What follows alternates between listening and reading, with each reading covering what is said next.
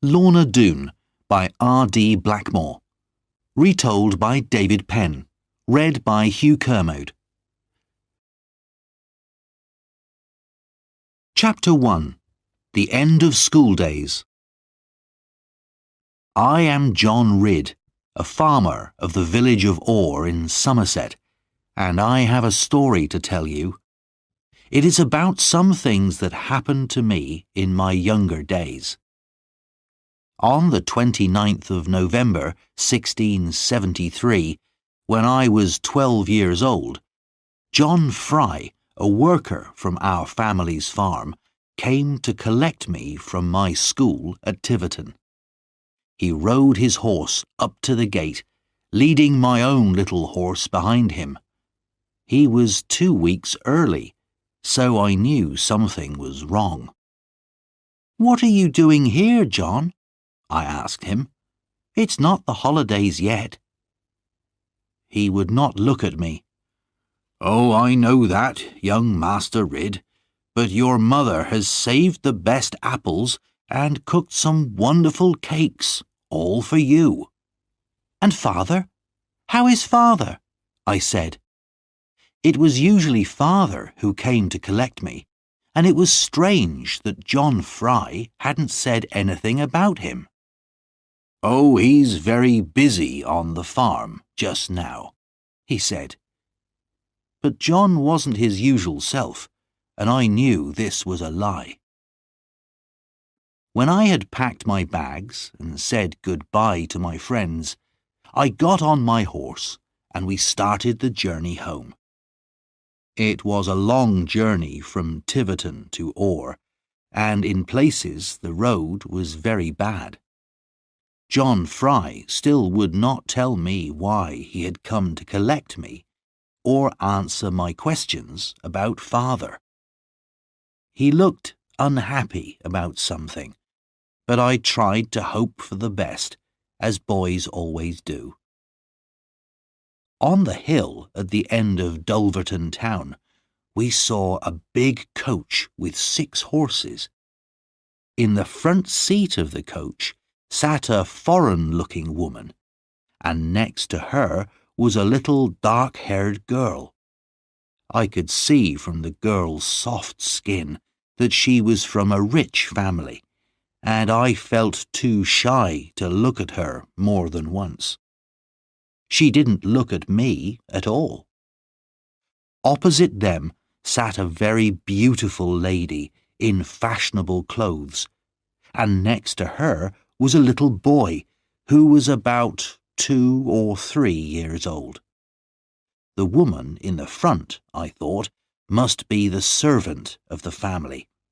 I always remembered the family afterwards, because I had never seen people who were so grand and so rich.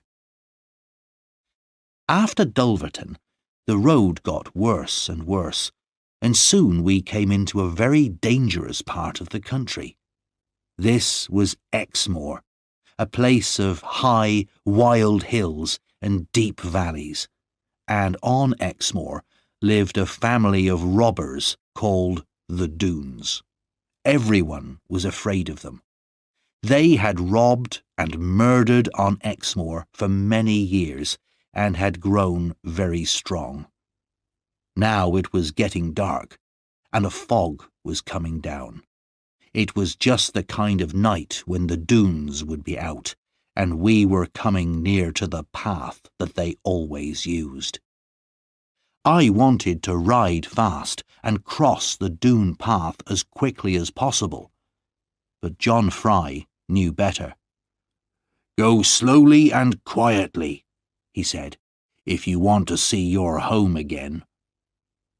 But when we came to the valley where the Doone path was, we heard the sound of horses. "Hide!" said John, and we rode our horses off the path and hid. But I wanted to look at the Doones, and went up onto a hill above the path. From there I saw a frightening sight. Below me, moving quietly, were 30 horsemen. They were heavy, strong men, like all the Doones, and they were dressed for battle, carrying guns. Tied to their horses were all the things they had stolen. Some had sheep or other animals, but one man had a child across his horse, a little girl. She had on a very expensive dress, and I thought it was probably for this that the Doones had stolen her. I could not see whether she was alive or dead, but the sight of that child made me sad and angry. When we got home to the farm, my father did not come out to meet us, not even when the dogs ran up and made a lot of noise. Perhaps he has visitors, I thought, and is too busy to come out. But really, I knew this was not true. I went away and hid. I didn't want anyone to tell me anything. I heard my mother and sister crying when they came out to find me, but I could not look at them. Later, they told me everything. My father had been killed. He had been murdered by the Doones. It happened on his way back from the market at Porlock on a Saturday evening. He was riding with 6 other farmers, and the Doones stopped them and asked them for their money. The other farmers passed their money over at once, but my father was brave. He rode at them, waving his long stick above his head. He managed to hit quite a few heads, but one Doone was waiting at the side of the road with a gun and shot him.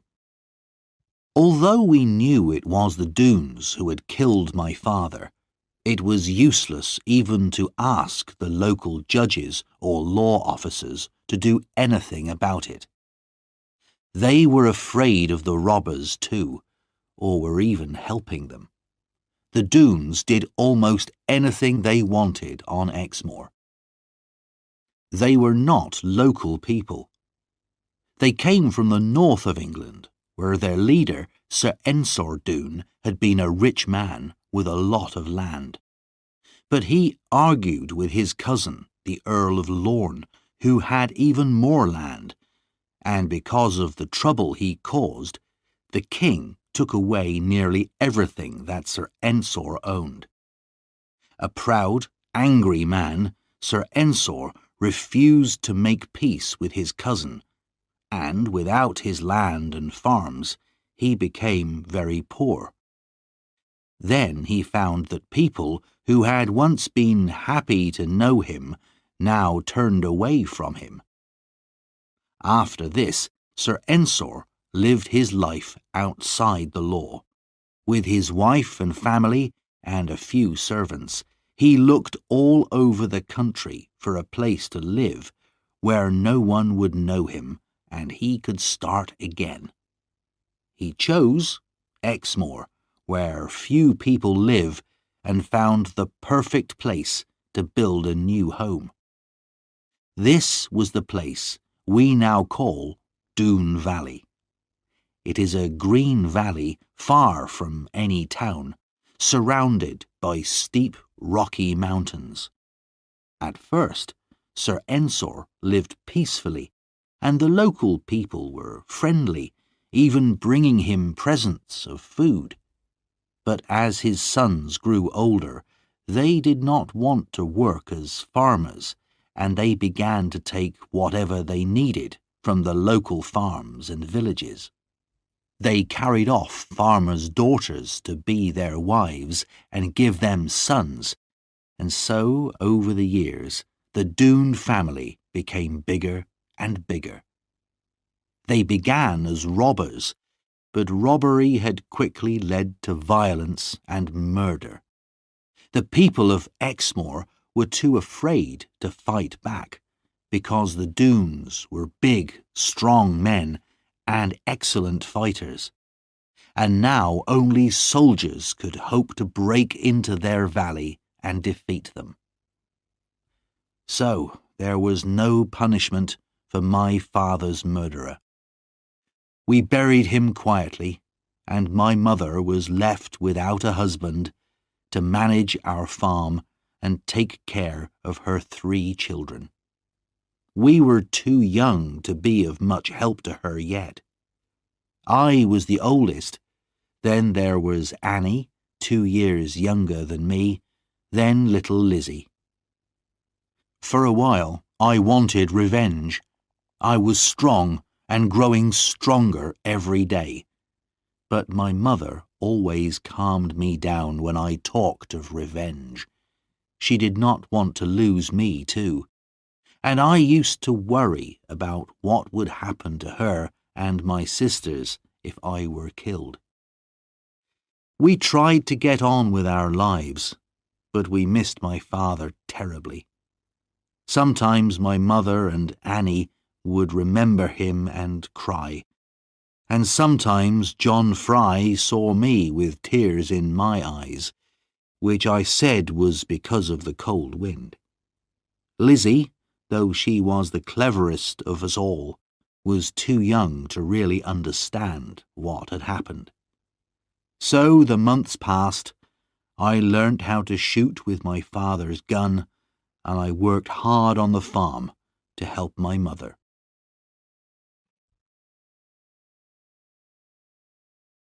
Chapter 2. A Boy and a Girl.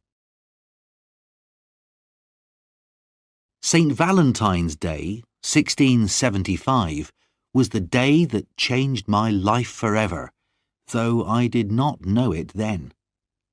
I was 14. My mother had been ill and was not eating very well, so I went out to find something that she liked: good, fresh fish caught from clear water. I went first along the Lynn River that runs through our valley. Then I turned into Bagworthy water. Though I knew that this river led to Doone Valley, I did not think about it. I went on catching fish and moving up the river, then suddenly found myself standing at the bottom of the cliffs outside Doone Valley.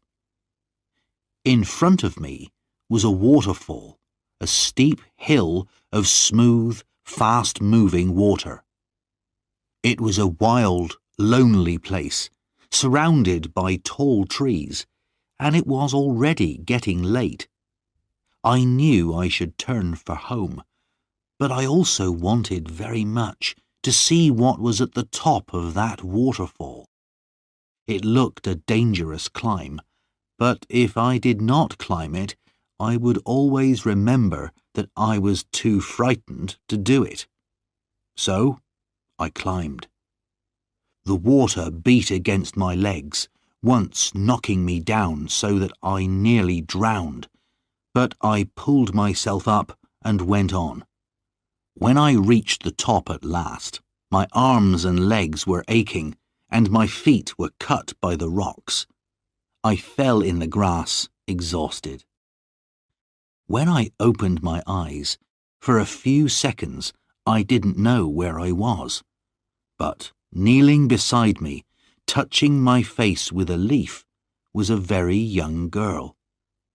"Oh, I'm so glad," she whispered softly as I sat up and looked at her.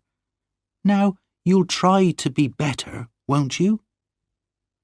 I had never heard as sweet a sound as this girl's voice, nor seen anything as beautiful as the large dark eyes that watched me, full of care and wonder. I stared at her without speaking, noticing her long, shining black hair. "What is your name?" she said. "And how did you get here? And what have you got in your bag?" "They're fish for my mother," I said. "Very special fish. But I'll give you some, if you like." "Dear me, you're so proud of them when they're only fish." "But look at your feet. They're bleeding. Let me tie something round them for you." "Oh, I'm not worried about them," I said bravely. "My name's John Ridd. What's your name?"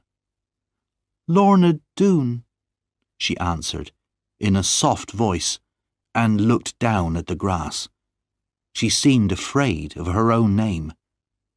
Lorna Doone. Didn't you know? I stood up and touched her hand, and tried to make her look at me, but she turned away. I felt sorry for her, and even more sorry when she started to cry. Don't cry, I said. I'm sure you've never done any harm. I'll give you all my fish, Lorna, and catch some more for my mother. But she looked so sad, with the tears running down her face, that my heart ached for her, and I gave her a kiss. At once my face turned red. Here was I, just a simple farmer's boy, but she, though young, was clearly a lady and far above me. She turned her head away, and I felt I should go, but I couldn't. She turned back to look at me. You must go, she said. They will kill us if they find us together. You have found a way up into the valley which they could never believe. You must go now, but when your feet are better, you can come and tell me how they are. She smiled at me, and I could see that she liked me. We talked for a while longer, but then a shout came down the valley. Lorna's face changed from playfulness to fear. We whispered our goodbyes. Then Lorna ran away from me and lay in the grass, pretending to be asleep. I hid behind some rocks and saw 12 cruel-looking men come walking down the valley, looking for Lorna. One of them, the biggest of them all, a man with a long black beard, found her. Here she is, he said. Here's our little queen. He picked her up and kissed her so hard that I heard him. Then he put her on his shoulders and carried her away. But as she went up the valley on the back of this frightening man, Lorna turned and secretly held up her hand to me. Now I had to find a way out of the valley and get home. I almost broke my neck several times climbing down the mountain, and I did not get home until long after dark. My mother was angry with me, but I would not say where I had been. After my adventure, I thought a lot about the strange little girl I had met in Doone Valley, but I never really imagined I would go back to the valley again. So after a while, I thought less about her and got on with my work on the farm.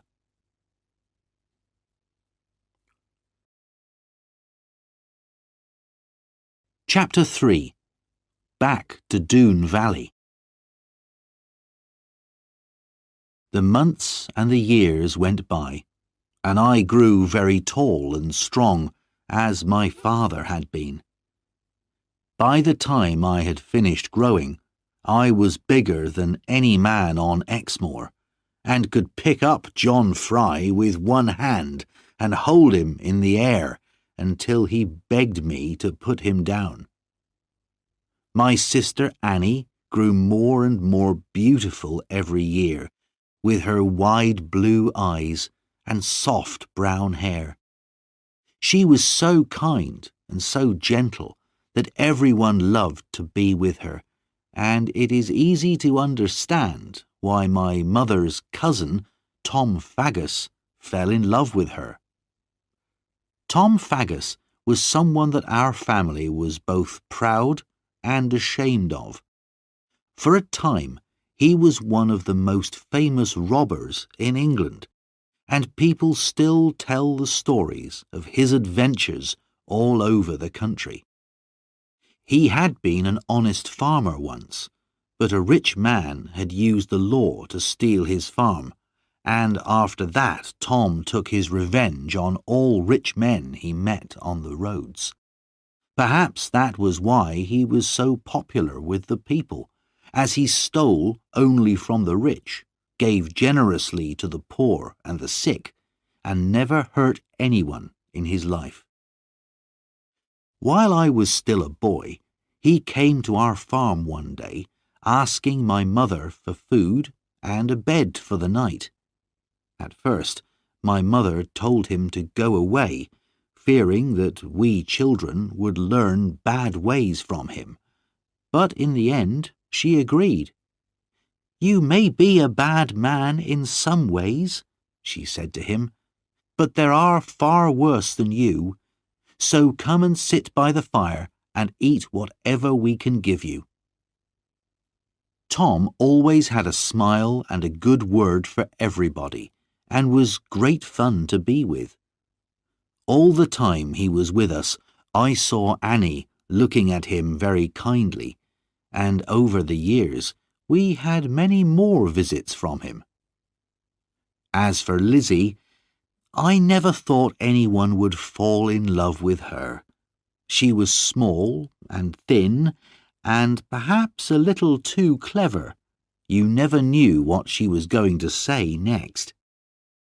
But I should not talk in this way about my own sister. My mother didn't seem to grow any older, and was still pretty and as good-hearted as ever. She had never forgotten my father, and as the years went by, she still sometimes cried for him. In all this time, if I thought of Lorna Doone at all, it was only as a kind of dream, and the Doone men went on robbing and killing just as they pleased.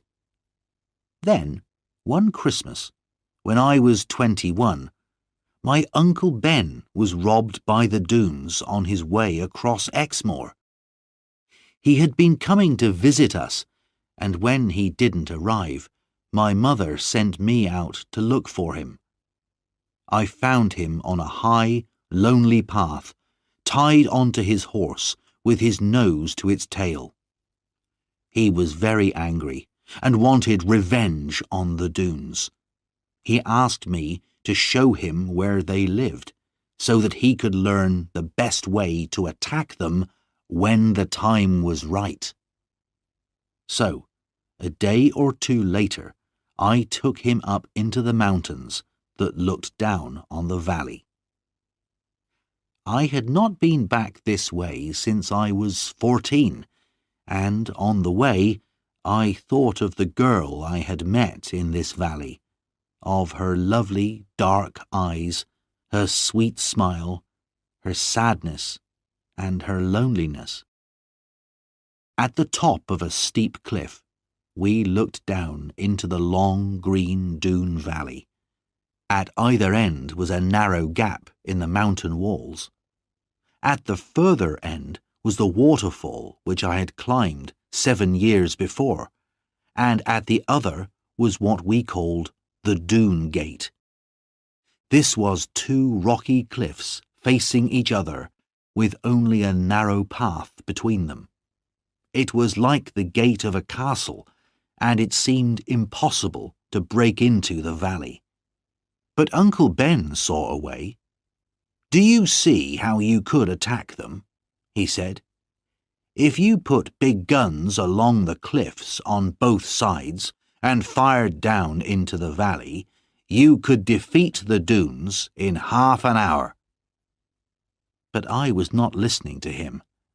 I was looking across to the waterfall end of the valley, and a little figure in white walking there, someone who walked with a very light step. My heart began to beat more quickly, and the blood came to my face. In 7 years I had half forgotten her, and she would never remember me, I thought. But at that moment, once and for all, I saw my future in front of me. Lorna Doone. on the way home I was quiet, and Uncle Ben asked me many times what was wrong with me, but I could not tell him. The truth was, I had decided to go back into Doone Valley. I waited until St. Valentine's Day, the exact day when I had first entered the valley. Again, I followed the river, and again I climbed the waterfall. Although I was 7 years older, the climb was not easy. When I got to the top, I looked around me carefully. In the early spring sunshine, the valley was beautiful. As I looked at the stream and the fields of grass on either side of it, I forgot about any dangers. And then I heard someone singing in a beautiful voice. At first, I hid behind a rock, but when I looked out, I saw the lovely sight of Lorna Doone coming towards me along by the side of the stream. Her beauty frightened me. How could I, only a farmer, talk to her? But something seemed to pull at me, and I came out from behind the rock. At first, she turned to run away, not knowing who I was. But then I said, "Lorna Doone," and she seemed to remember me. A smile broke out on her face. "I'm John Ridd," I said, "the boy who gave you those beautiful fish 7 years ago today." "Oh yes, the boy who was so frightened that he hid behind those rocks. I remember. And do you remember how kind you were, and how you wanted to help me?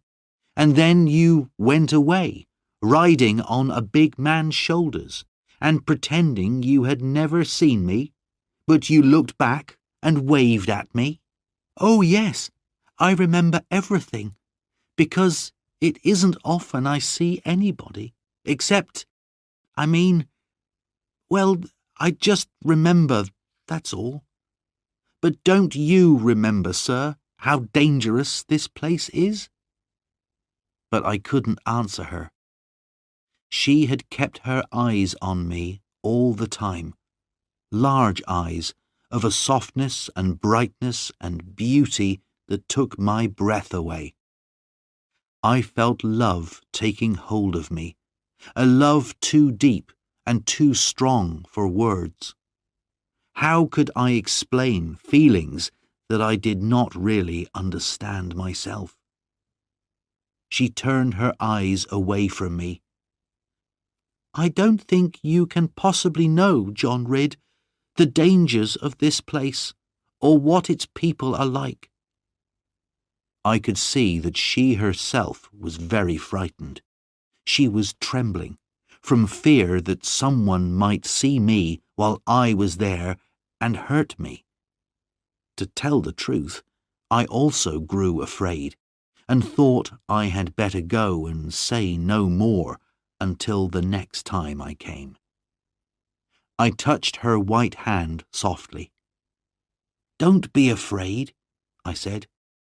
"I'll go now, but I'll come again soon and bring you some fresh eggs from our farm." She reminded me again of the danger. "But," she went on, "it seems that you still remember your secret way in." And she smiled at me kindly.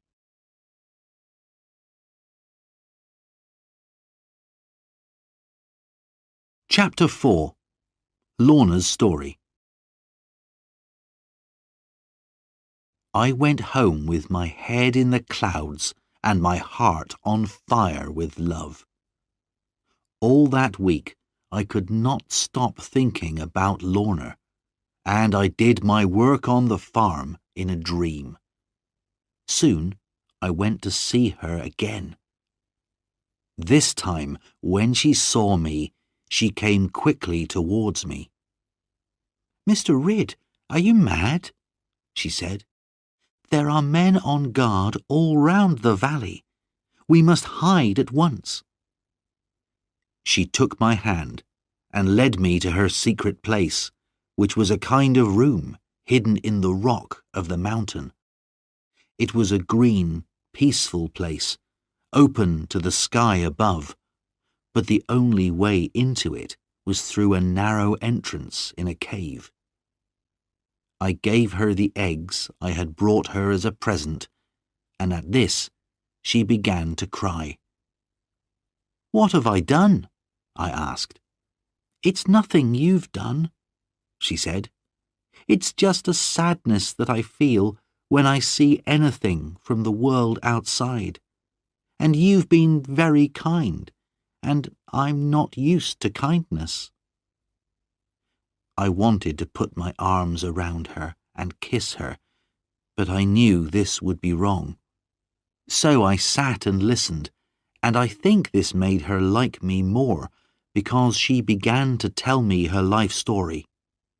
She told me everything except what her feelings were towards John Ridd.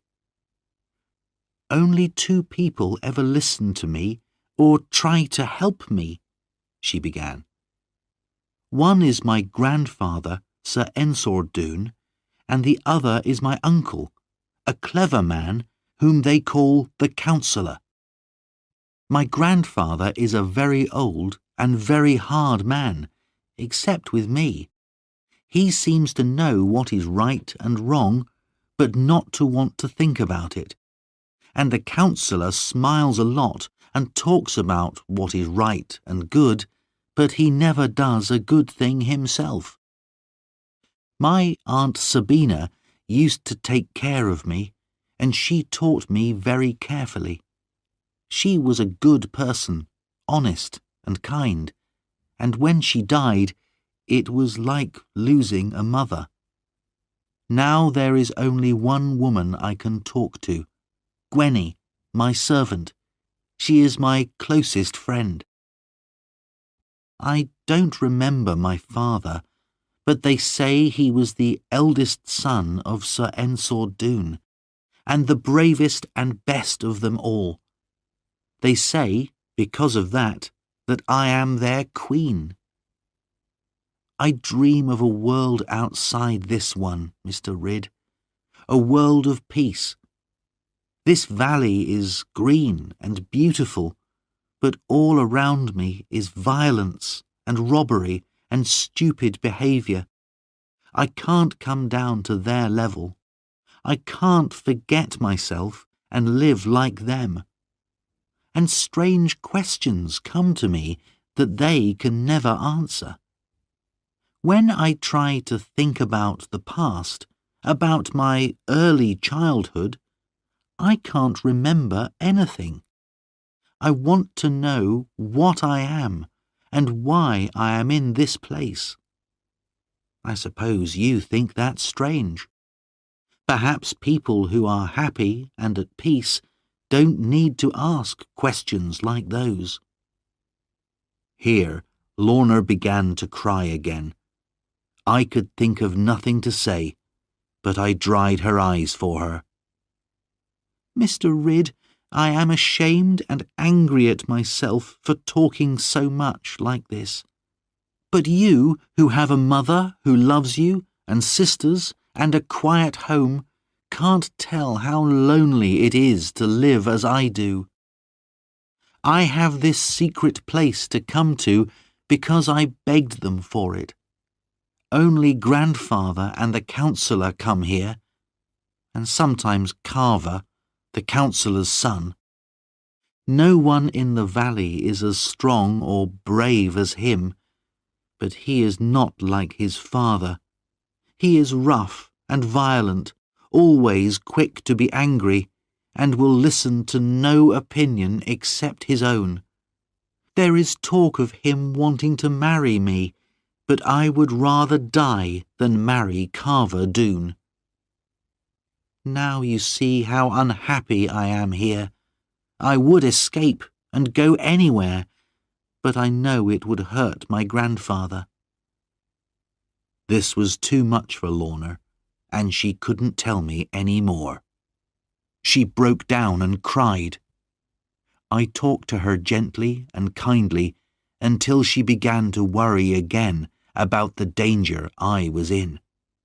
I said I would come back and see her again, but she made me promise not to come back for another month, so that I would not add to her problems with fears about me. During that time, we agreed that if she were in any danger, she would put a dark coat over a white rock near her secret room.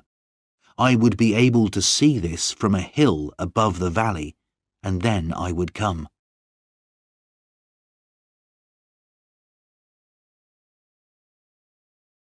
Chapter 5. To London. But I was not able to see Lorna again as soon as I had hoped. Before the month had passed, I was called away from home in a very strange and unexpected way. One afternoon, as I was outside the house, feeding the horses, a stranger rode up to our gate and shouted at me. He was a tough-looking, hard-faced man, about 40 years old, with small, quick eyes, and he was dressed very differently from the way we dress in Exmoor. He said he was looking for Plover's Barrows Farm and a man called John Ridd. When I told him he had found them both, he introduced himself as Jeremy Stickles, a servant of the king, and he gave me a letter. I looked at him in alarm, but he said there was nothing in the letter to worry me. At the top of the letter, my name was written in large letters. I read, "To John Ridd. This letter is to order you to appear before the King's judges in London and tell them anything you know about some matters which may be harmful to the King and the country." Jeremy Stickles seemed very pleased by my fear and surprise at the letter, but he said again that no one was going to hurt me. All I had to do was tell the truth. When my mother read the letter, she became very worried and began to cry. She wondered how the king had heard of me and what he wanted to do with me. But Mr. Stickles, who wasn't really as hard as he seemed, explained everything carefully to her. He told her that the king only knew of me because the stories of my great size and strength had reached even London. He had heard I was a good man and thought I could help him, that was all. This made my mother feel better, but I was very unhappy. I was thinking of Lorna. How could I tell her I was going away? I had promised not to go back to the valley for a month, and that was still a few days away. But how terrible it would be if she came to look for me at the end of the month and I was not there. I would have to break my promise and go before the agreed time. Mr. Stickles was happy to stay at the farm for 1 or 2 days to try our good Exmoor food, so I used the time to look for Lorna. But I saw nothing of her in the valley and no signal that she needed me. There was nothing else I could do. Mr. Stickles wanted to go, and I had to leave for London without seeing her. A journey to London was both long and dangerous in those days because of all the robbers on the roads. As I said goodbye to my mother and sisters and took my last look at the farmhouse, I felt very miserable. But Jeremy Stickles was a good companion. As we rode, He told me many amusing stories of London life, and we became the best of friends. I did not like London. It was a crowded, dirty place, not at all like Exmoor, and, even worse, I had to wait more than 2 months before the king's judges were ready to see me. There was a lot of trouble in London at that time, with arguments between the king and the city of London. Nobody had time to talk to John Ridd, but I was not allowed to leave and go home. At last, I was called to see Judge Jeffreys. Jeremy Stickles had told me about Judge Jeffreys. He was the king's chief judge, and there were terrible stories about him.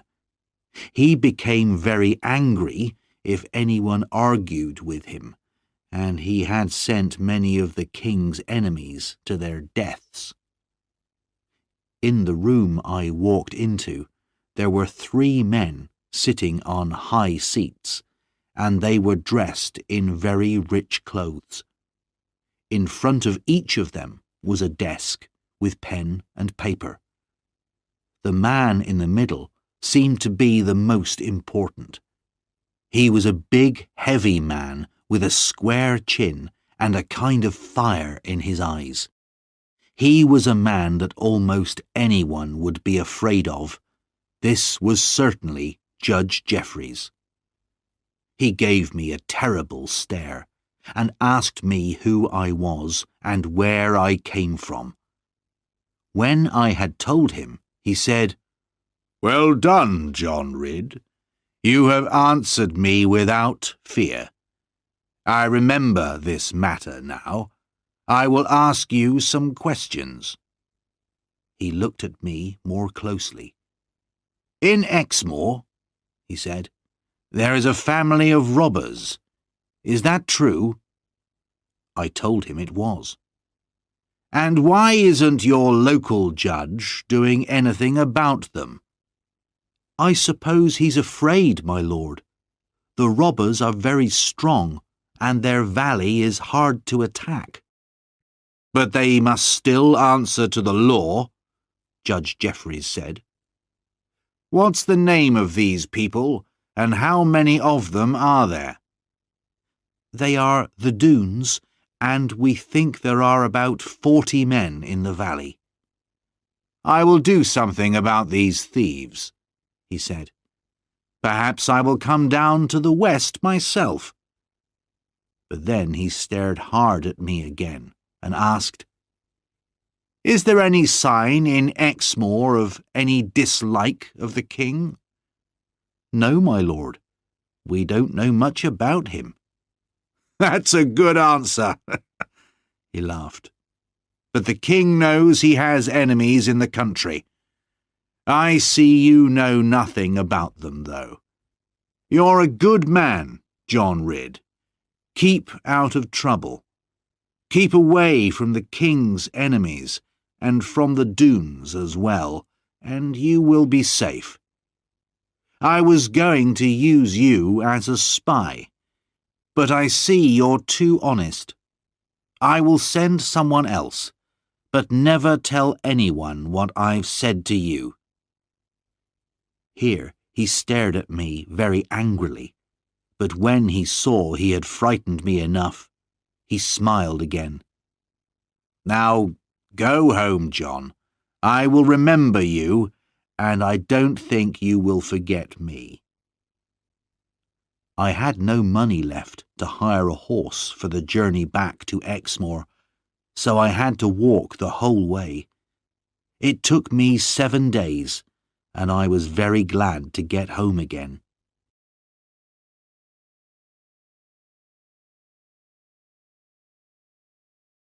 Chapter 6. Lorna's New Troubles.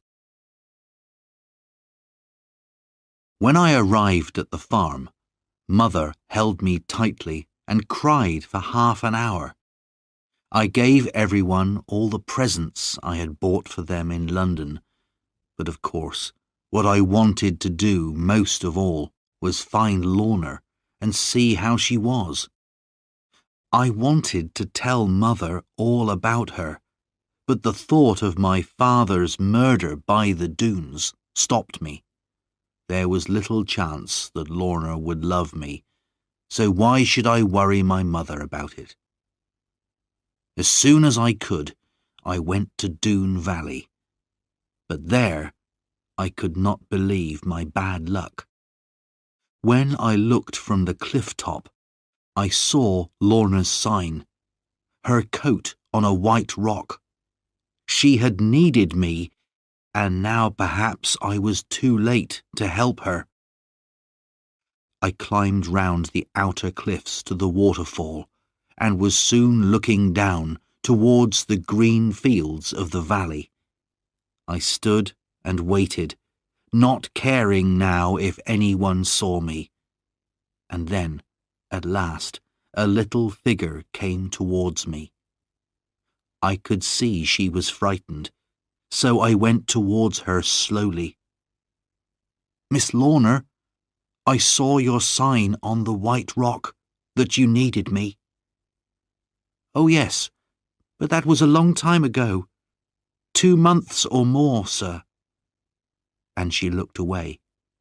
She looked so sad that I thought everything was over between us, and tried to turn away and go. But when she saw that I was hurt and ashamed, she ran towards me and took my hands. "Oh, John, I'm sorry. I didn't mean to hurt you," she said. How happy I was to hear her call me John. Then she led me away to her secret room, through the cave in the mountain. Since it was partly open to the sky, plants and flowers were able to grow there, and now, in the late summer, it was beautiful. She could not look at me at first, but when she did, I could see that she had been crying. "My grandfather is not well," she said, "and now Carver Doone and his evil father, the councillor, have more control over the Doones. They want me to marry Carver.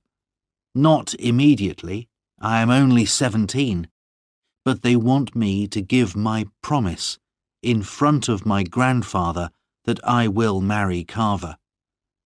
They say it's for the peace of the Doones. That's why I left the signal out for you, Mr. Ridd. They wanted to force me, but my grandfather would not let them.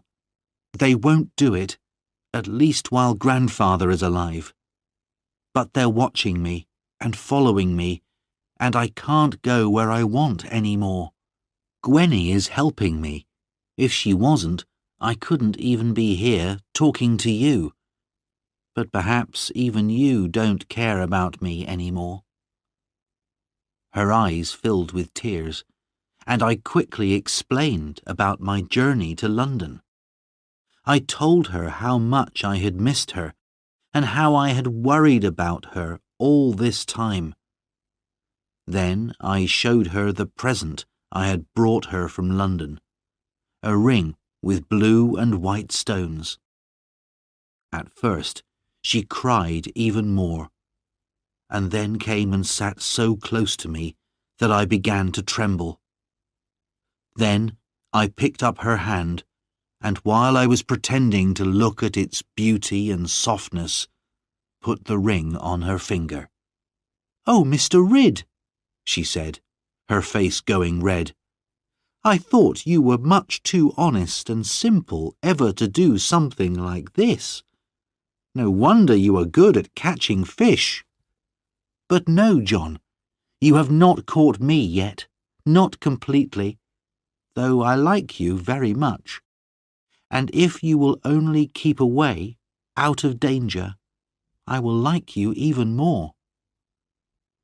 With tears still in her eyes, which seemed to come partly from wanting to love me as much as I loved her, she kissed my head. Then she gently took my ring off her finger, and kissing it 3 times, gave it back to me.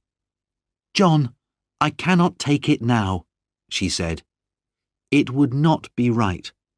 I will try to love you dearly as you could wish. Keep the ring for me until then. Something tells me I will earn it very soon." This time, I promised Lorna that I would not come back to see her for 2 months. If Carver or the counsellor became violent towards her, she would signal me as before.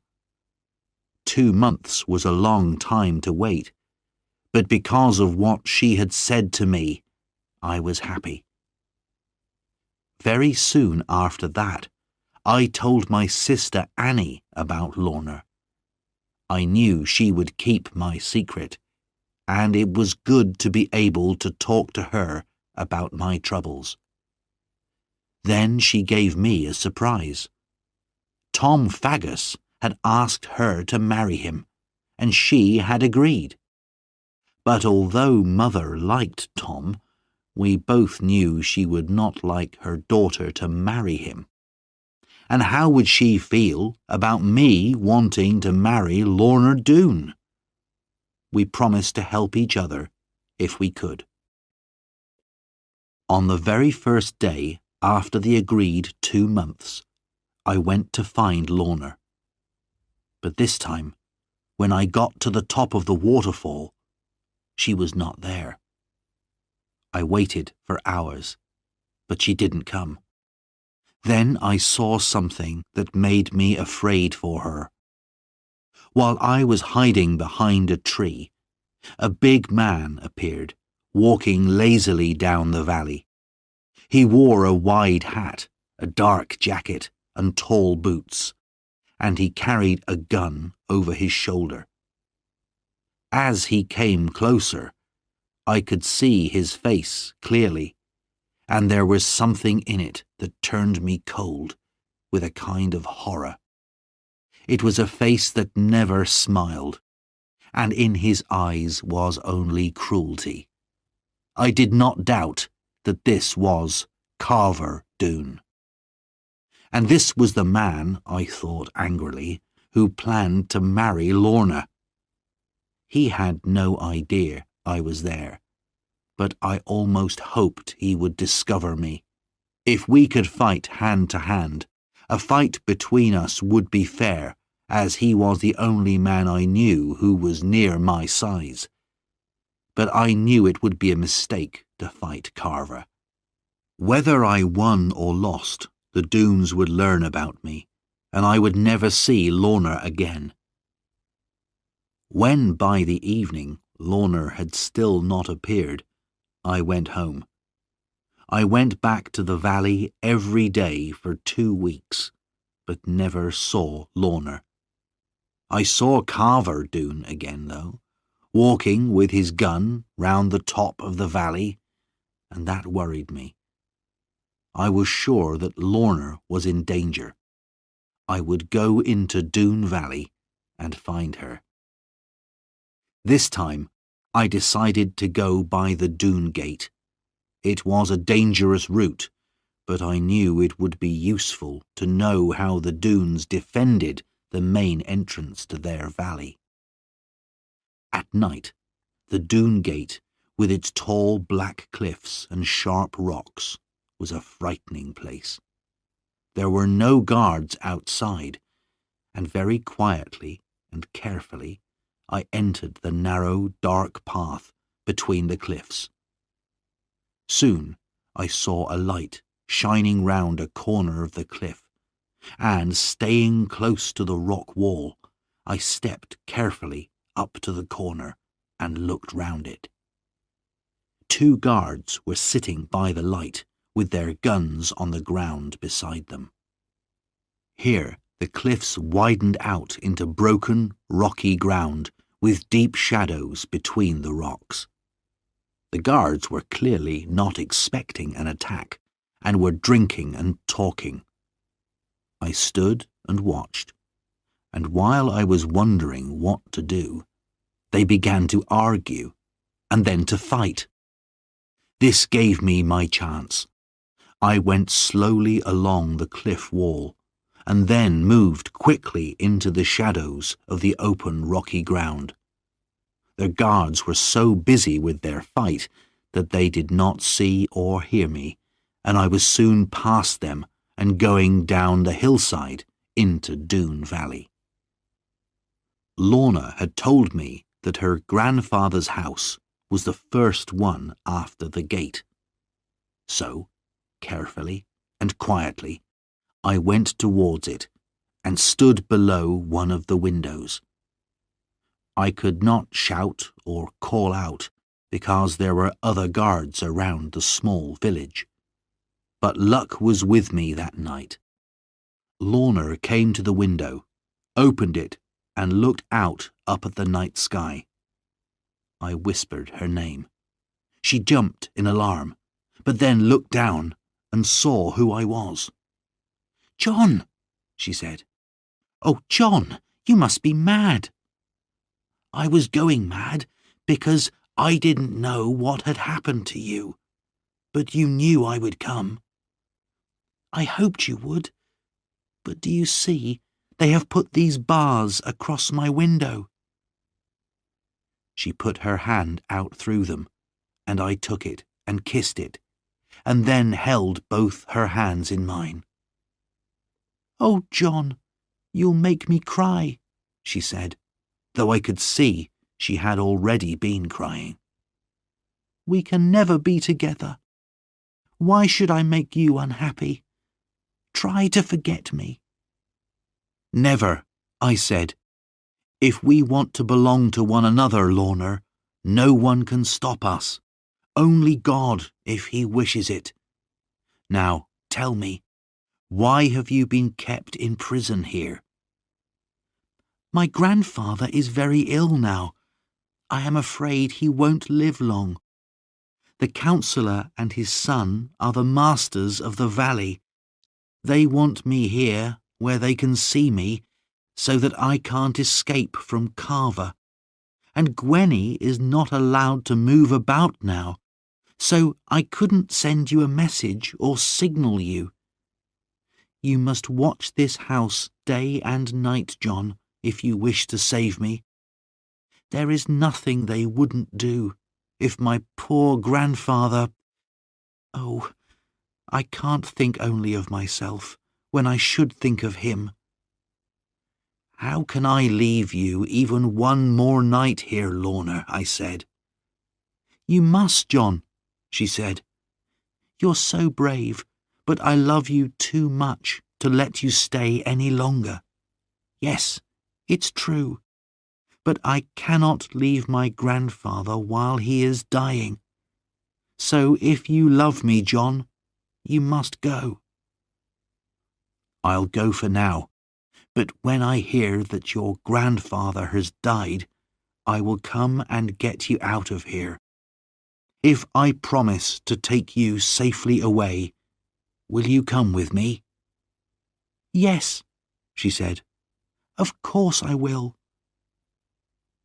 So now I took her hand in mine again and put my ring on her finger. I had kept it in my pocket since the day I had first brought it to her.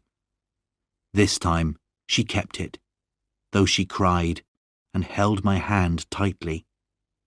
"Oh, John, this can never, never be," she said.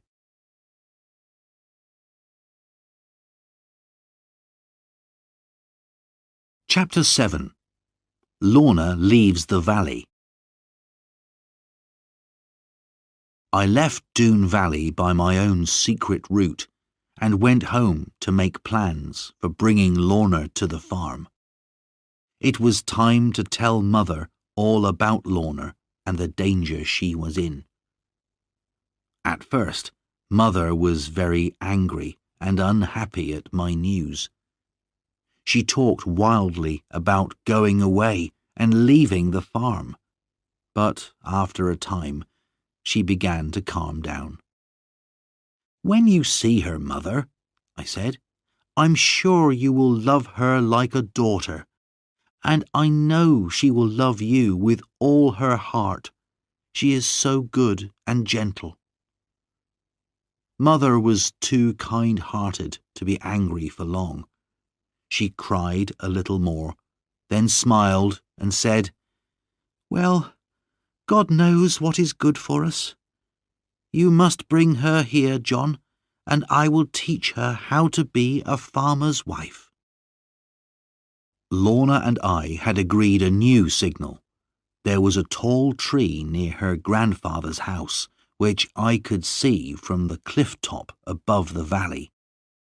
In the top branches of the tree there were 7 large birds' nests from the last summer. Gwenny could climb like a cat, and if one morning I saw only 6 nests, then Lorna's grandfather was dead, and she was in great danger. It was a bad winter that year. We had more snow than anyone could remember, and on Exmoor the snow was soon so deep that no one could walk on it safely. I had to find a way to cross this, but I had an idea. Lizzie had once shown me a book about the icy countries of the far north, where people wore snowshoes. The book had pictures of these wide, flat shoes which stopped travellers' feet going down through the snow. For the first time I thanked my sister in my heart for reading so many books. I found some wood and animal skins, and soon I had made some snowshoes, like the ones in Lizzie's book. We had a sled on the farm, which we used when the ground was covered in ice. A horse could not pull it in this weather, but with my snowshoes, I could. I could use it to carry Lorna and her servant. Some days later, I saw only 6 birds' nests in the tree, and that evening I tied myself to the sled and left for Doone Valley. I took the sled to the waterfall, which was now a fall of ice, and tied it up there. Then I continued on foot, going around the south side of the valley towards the Doone Gate. But when I looked down, I saw there was a quicker way to reach Lorna. The sides of the valley, like everything else, were covered in deep snow, and here the snow was smooth and icy. I looked around to check that there were no dunes in sight, then sat down on the icy snow and pushed myself off. In seconds, I had slid all the way down the mountainside and landed in a hill of soft snow at the bottom. At Sir Ensor's house, I whispered Lorna's name below the window, as before. This time, Gwenny let me in, when she was sure who I was. But inside, I saw a terrible sight. Gwenny looked almost mad with hunger, and Lorna lay back on a chair, as white as the valley all around us. "Good God!" I said, and ran to her. I took her in my arms, but she was so weak that she could not speak at first. "We've been kept in here for days without food," said Gwenny, "and they were going to keep us here until Lorna agreed to marry Carver." "We must leave at once," I said. "Will you come with me, Lorna? I promise to take you safely through the snow." Lorna gave me her lovely smile. "Of course I will, dear," she whispered. "Of course I will." "And you too, of course, Gwenny," I said. "Be quick now, and help me to get your mistress ready."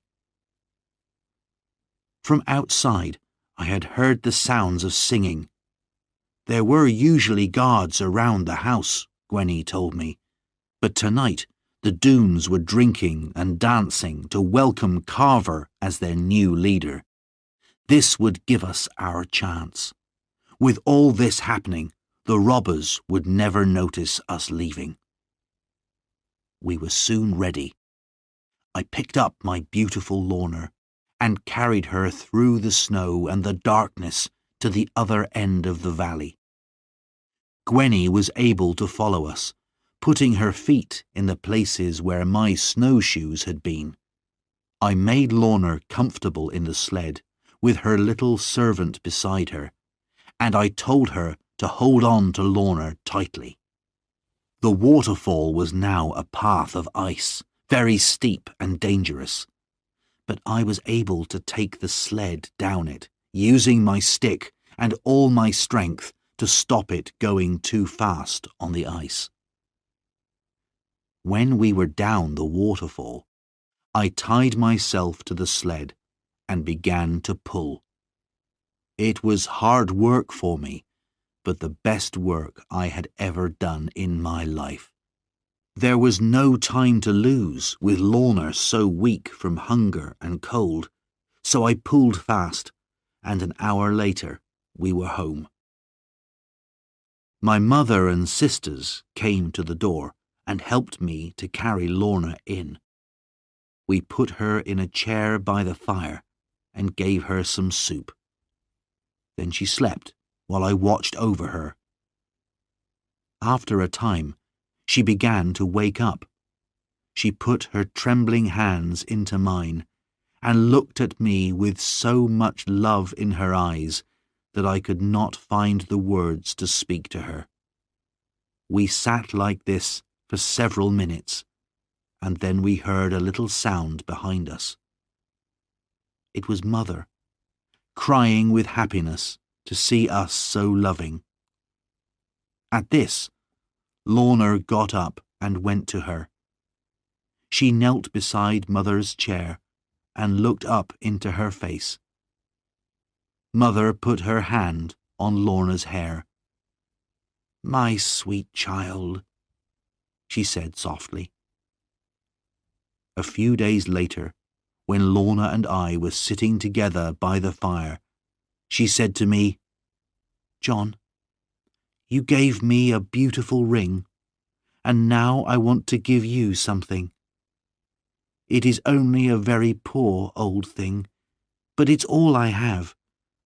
My grandfather gave it to me before he died. I hope you will take it."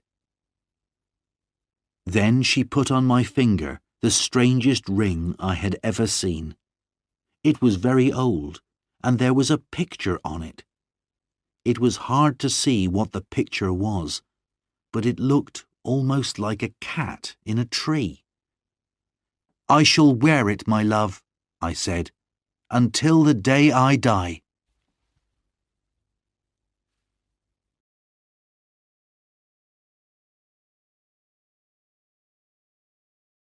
Chapter 8.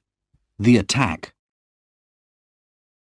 Soon, everybody in our part of Exmoor knew that Lorna Doone was at Plover's Barrows farm, so I knew the Doones would come looking for Lorna as soon as they could. But for now, the weather saved us. They could not move in the snow, and when the rains came in spring, they had even bigger problems. The rains were heavy, and when the snow also turned to water, the rivers became very high. In Doone Valley, the robbers' homes were almost under water. They needed most of their men to take care of their village. If they attacked us, we knew it could not be with as many men as they would like. Spring also brought a visitor for Annie. The snows had kept Tom Faggus away from the farm all winter, but now he came to see her, and he had something to tell her. "Before the snows came," he said, "I went to London, and I have something to show for it." Then, out of his pocket, he took a letter. It looked very important, and had the king's sign on it. "What do you think it is?" We all looked at it, but it was full of long lawyer's words, and no one could understand what it meant. "I'll tell you what it means," laughed Tom. "It means that I am not a criminal anymore. This letter says that the king is ready to forget all my years as a robber, and I am a free man." We all wondered how this could be, but then Tom explained. "I spoke to Judge Jeffries. He knows me. He said, 'If you promise never to rob again, you can go free. There's enough for the king to worry about in this country already with all his enemies. So if we can forget about you, that's good enough for us.'" Everyone felt proud of Tom. We thought it had been very brave of him to go to Judge Jeffries, but now he had something even better to tell us. With the money he still had, Tom had bought some land. He was going to live an honest life and be a farmer again. So we were not surprised when Tom asked Mother if he could marry Annie. Mother was not very sure of the new farmer Faggus. She was afraid that he would get bored with farming and go back to being a robber. But she could see that he loved Annie very much, and between us, Annie and I managed to persuade her. Now we began to prepare for the Doone's attack. Though the rivers were still high, people had begun to see a few of the robbers out on the roads, and we knew it would not be long before we would have to fight them. As we were preparing, we received another visitor, my old friend Jeremy Stickles. This time, though, he had not been sent to find me. To our surprise, he told us that he had been spying in Exmoor for many months. He had been sent down this way again by Judge Jeffries and the king. "You must not tell anyone what I'm doing," he said, "but I have been sent to do important work. The king has many enemies, and now I have been given some soldiers, though only a few, to help me look for them. But I have to ask you, can my soldiers and I stay here for a while?" I agreed immediately. When the Doones attacked, it would be a great help to have soldiers staying in the house. I told Jeremy all about Lorna, and he promised to help defend our farmhouse against any Doone attack. The next day, Stickles came with his men. There were only 6 of them, but even to have these was a help. All we could do now was wait and be ready each night for an attack. One day, I came home late from the fields and found all the women trembling with fear.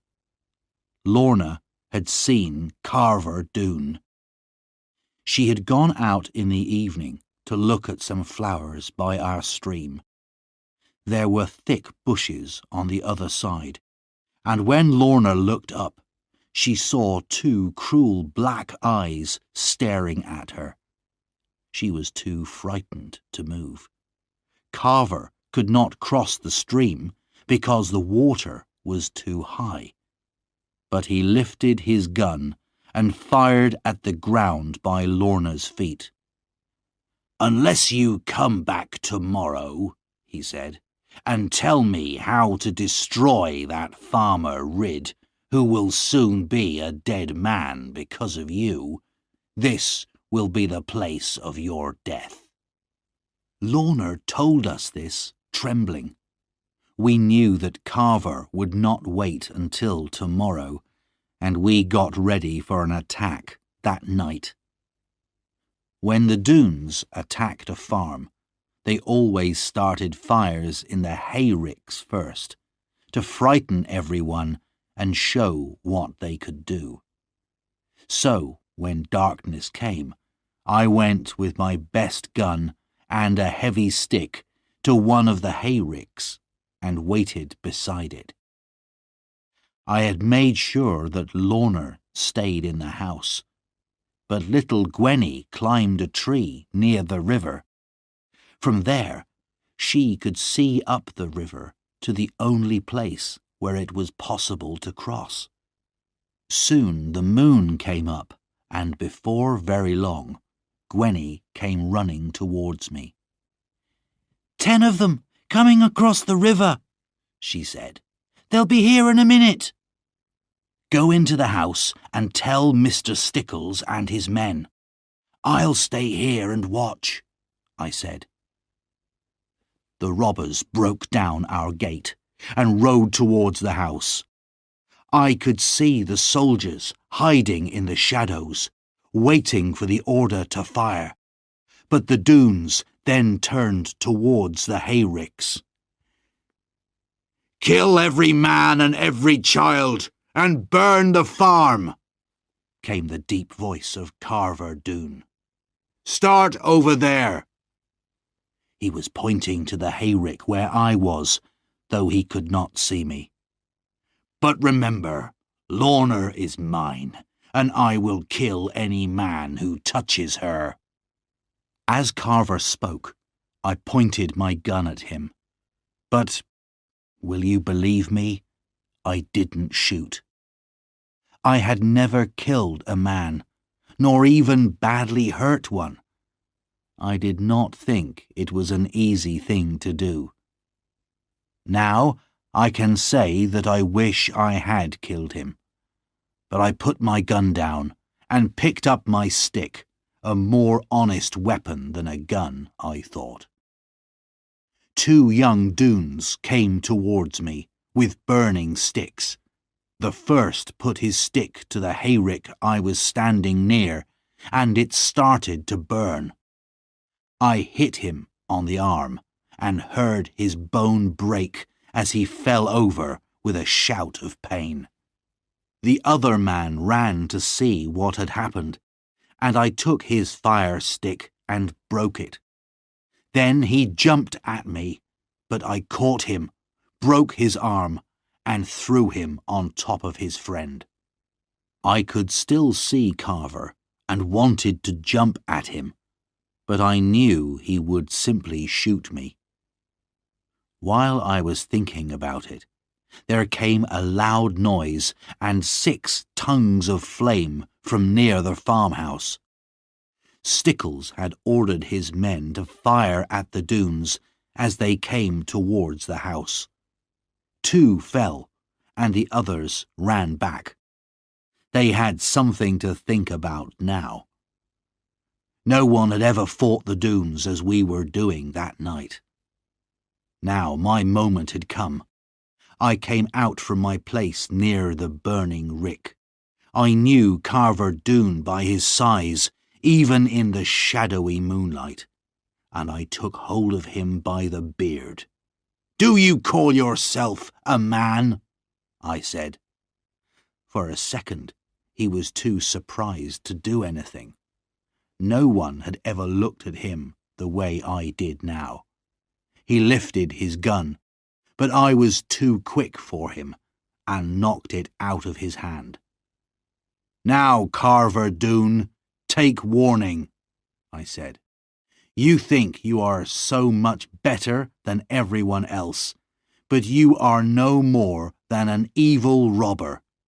Lie low in the dirt from which you came." Then I kicked his feet from under him and knocked him down. When they saw that he was down, the other Doones ran, but Carver simply got up and walked away, shouting at me and everyone. We wondered whether to chase the Doones, but Mr. Stickles said it would be too dangerous on the moor in the dark. One thing was certain. The robbers had known defeat that night on our farm, something they had never experienced since the day they came to Exmoor. And they went home without 4 of their men. 2 were dead, shot by the soldiers, and the other 2 were the men whose arms I had broken by the hayricks. We buried the dead men in the fields, and Jeremy Stickles sent the 2 wounded men to the prison in Taunton.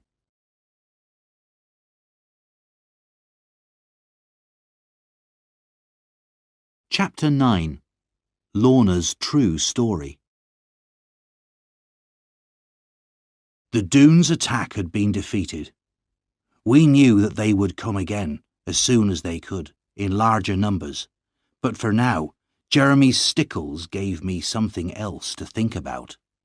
My dearest wish was to marry Lorna as soon as I could, but after Jeremy's story, I began to wonder if it would ever be possible.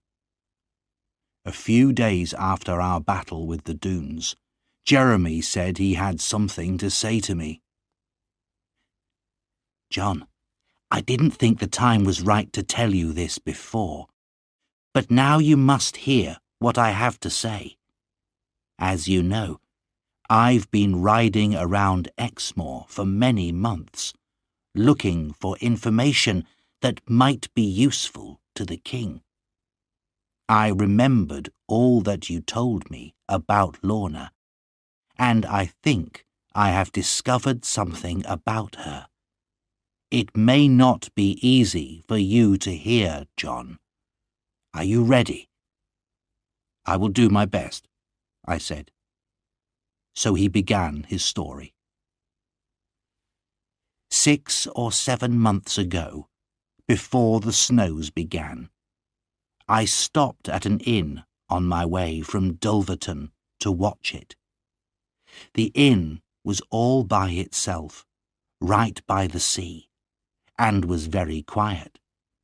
I was the only person staying there, and the woman who owned the inn sat down and talked to me during my meal. She was dark and foreign-looking and intelligent. I was very interested to know how an unusual woman like her had come to live in this lonely inn, and she told me her story. She said that she was from Italy, and her name was Benita.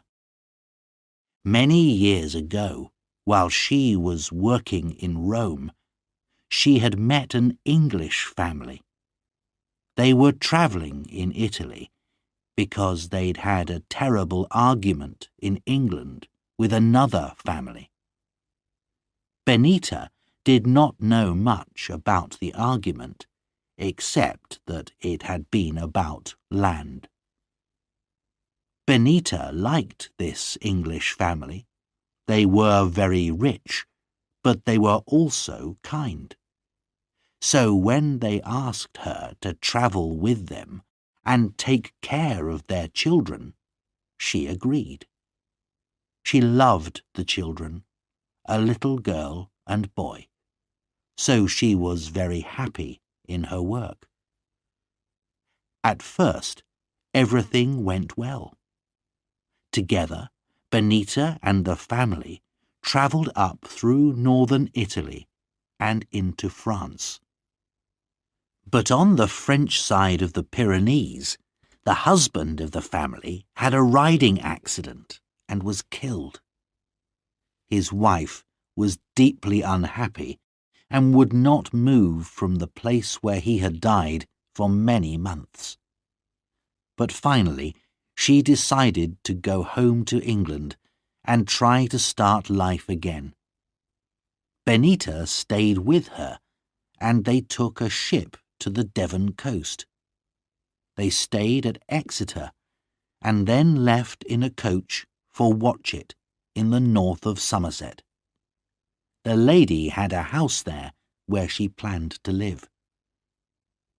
They were warned at Dulverton about robbers on the roads, but the lady would not listen. She even travelled at night which, as we know, is a very dangerous thing to do. So, of course, they were attacked by robbers. It happened near the sea. The coachmen drove onto the sand, and the robbers followed on their horses. The coach's wheels began to go down in the soft sand, and as the robbers came nearer, the lady pointed to one of them and said, "I know that man. He is our family's old enemy." Then a great wave crashed against the coach and turned it over. Benita hit her head on the door and could not remember what happened. The next thing she knew was that she was lying on the sand and the robbers had gone. She looked around for her mistress and saw her sitting on a rock with her dead son in her arms. The little girl had disappeared. Benita and the two coachmen took the lady into the town, but later that night she died.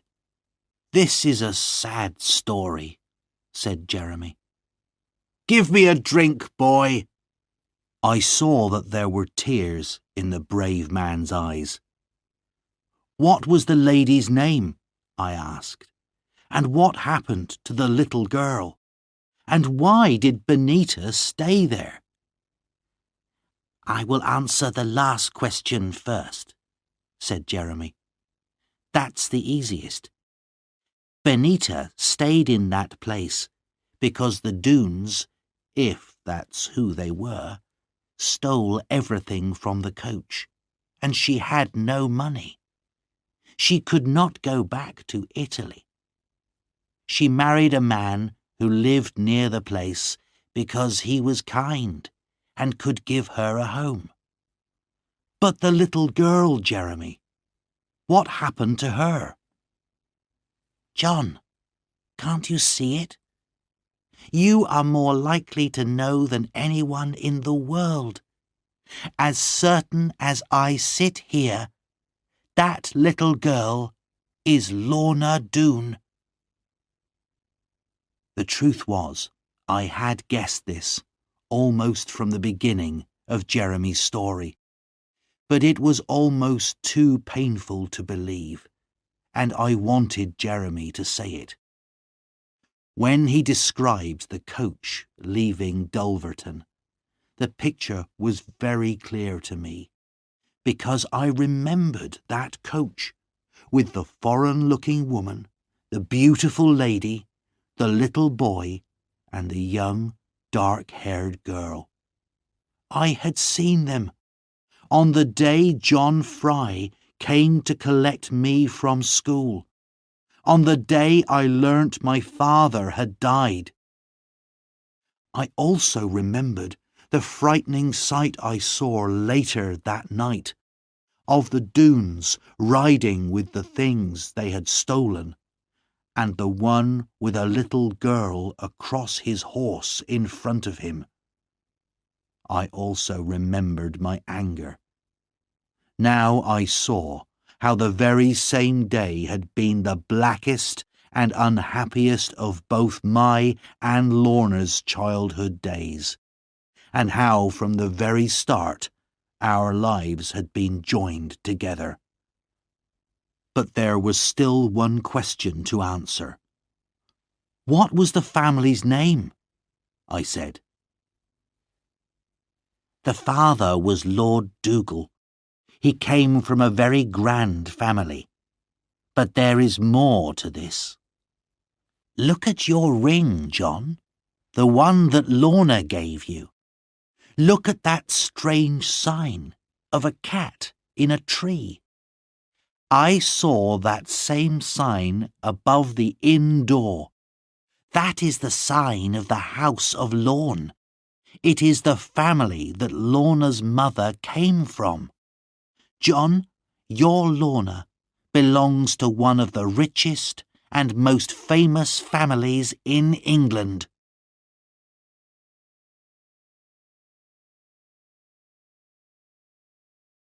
Chapter 10. Gone. Now I had to tell Lorna. So, a day or two later, with an aching heart, I went to tell her what Jeremy had said. I'm afraid that some of my sadness was for me, because now, more than ever, it was certain. Lorna was far, far above me. How could she possibly marry a simple farmer now? We sat in the garden, and she held my hand while she listened without a word to what I said. But by the look in her beautiful eyes and by her trembling hand, I could tell how she was feeling. At the end, she turned away and cried for her poor parents. But she spoke not even one word of anger about what had happened to them. Then, to my surprise, she turned to me and caught me in her arms and kissed me as she had never done before. "John, I have you and only you, and I want no one else. It does not matter how rich or important my family is." It was impossible to doubt those clear, deep eyes and bright, trembling lips. But I was afraid of what the future would bring. To me, she was Lorna Doone. But to the world, she was Lady Lorna Dougal, young, beautiful, and rich. And if the world learnt about her, it would want to take her away from me. Now, the date of Tom and Annie's wedding was decided, and I went to Dulverton to buy a present for them. As I was riding, I had time to think more about what Jeremy had told me. It was clear from his story that Lorna's mother's family, the Lornes, were the family with whom Sir Ensor Doone had argued about land before he came to Exmoor. This explained why Lorna's mother had called him her old enemy when she saw him that terrible night. And this must be why the Doones had carried Lorna away and kept her, and never told her who she really was. If they could marry her to a Doone before she learnt the truth, perhaps they hoped in this way to get the Lorne family's land. They would be rich and important again, and at the same time have revenge on the Lornes. But it would have to be a lawful marriage, so Sir Ensor had taken good care of Lorna and kept her safe from the wild Doone men. And Carver, seeing how beautiful Lorna had become, had decided to marry her himself. In Dulverton, I stayed with Uncle Ben and his granddaughter Ruth. She was a beautiful and intelligent girl, and had often been very kind to me. I did not spend too much money on a present in Dulverton. I was saving for my own wedding to Lorna. I had told her that if her family's great riches ever came to her, I would not touch any of her money. In fact, we had both agreed that we would give nearly everything to the poor and live simply. 3 days later, dreaming hopefully of the future, I walked into the kitchen at home and saw immediately that something was wrong. Then Mother and Annie told me that Lorna had gone. 2 men had come from London. They were lawyers and had been sent by the king's judges to take Lorna away. The judges had heard that she was still alive, and they and her uncle had ordered her to come to London. Her uncle was Earl Brandir, the last living person in her family, and Lorna now had to live with him. She could not refuse. She was not yet 21, so she had to do what this uncle and the judges said. Of course, she had begged the lawyers not to take her, but they said they had their orders, and they could not wait for her to say goodbye to me. Upstairs, by my bed, Lorna had left me a letter. I ran up to read it. She said she loved me, and she said goodbye, and the letter finished like this. John, we have been through so many troubles and dangers, but there is no doubt that we belong together. You must believe me. Whatever happens, I am yours. But I could not stop myself from thinking, it is over. Later, I wondered how the judges and Lorna's uncle had heard that Lorna was still alive. Perhaps Jeremy Stickles had mentioned her in his spying reports to the King and Judge Jeffreys. Perhaps the Doones themselves had sent the news to London in order to get their revenge on me.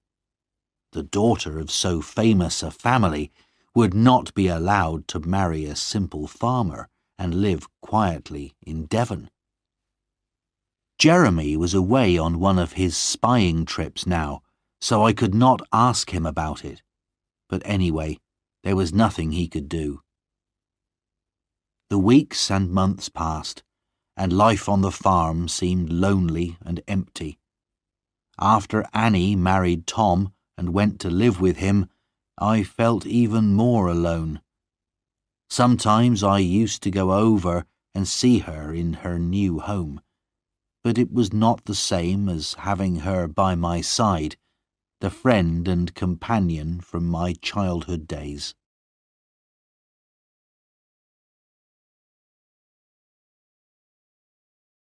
Chapter 11. Tom Faggus in Danger. We still lived in fear of another attack from the Doones, and now that the soldiers had gone, we had no one to help us.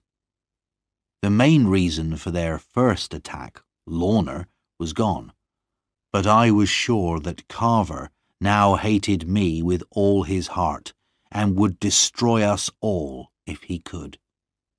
However, Jeremy Stickles brought us some good news one day. The king had at last agreed that the robbers should be punished, and that Jeremy should do whatever was necessary to catch them. So perhaps the Doones were saving their strength, preparing for a much bigger fight than their argument with me. Then, something happened which made everyone afraid for the future. Suddenly, King Charles II died. There was terrible trouble in England, as everyone argued over who should be the new king, and soon fighting began. I wondered if all this would bring any danger for Lorna, but the truth was, I knew very little about her now. She had not written to me since the day she had left, or even sent a message. I only knew what I had heard from travellers in the town. They said that young Lady Lorna Dougal was much talked about in London as one of the most beautiful women in the city. I became more and more certain that she had forgotten all about John Ridd among the brighter stars of London. In June, the fighting became more serious.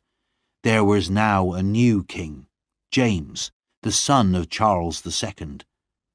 But many people in Dorset and Somerset were against him, and had joined an army of rebels. There was no chance now that Jeremy Stickles and his soldiers would fight the Doones. King James needed all his men to fight the rebels. At first, we were very worried. Surely the Doones would attack us now. But the Doones had seen a new hope for their future. They had joined the king's enemies, hoping to win back their old land in the fighting. So they had sent most of their men to join the rebels, and were too busy again to worry about the Ridds, at least for a while.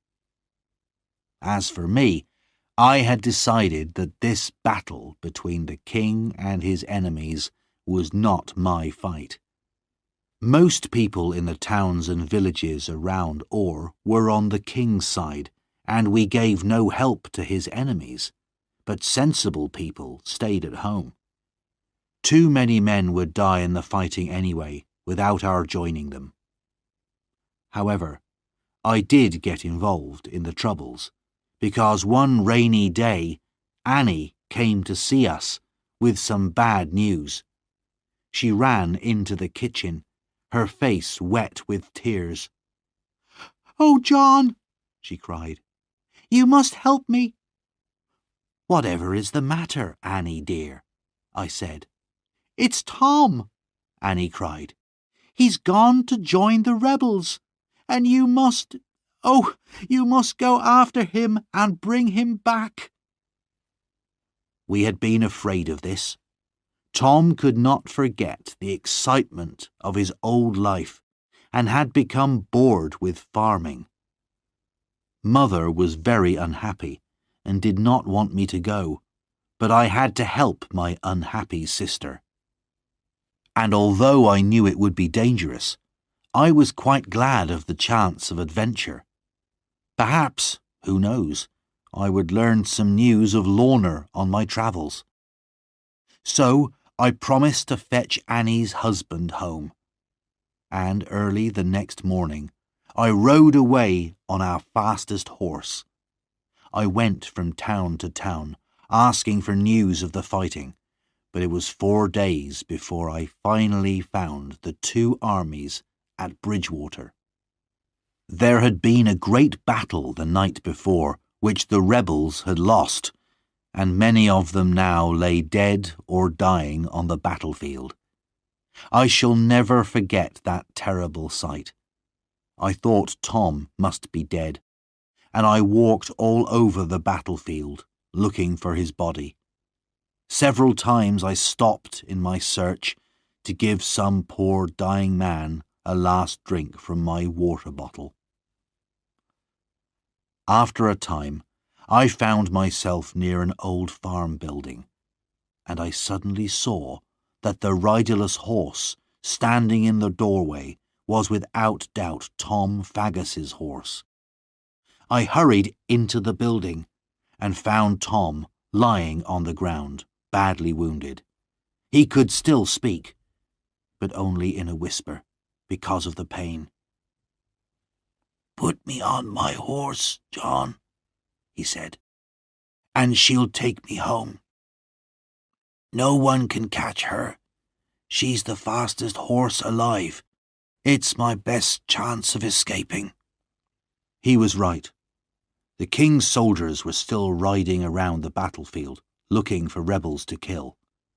So I tied up Tom's wound as best I could, put him on his horse, and turned the horse's head for home. "Thank you, John. I am safe now," he whispered. He lay along his horse's neck to close the wound in his side. "But look out for yourself, John Ridd." I watched Tom's horse disappear into the distance, and only a minute later I turned and saw soldiers coming towards me. "Stop," they said. "In the name of the king."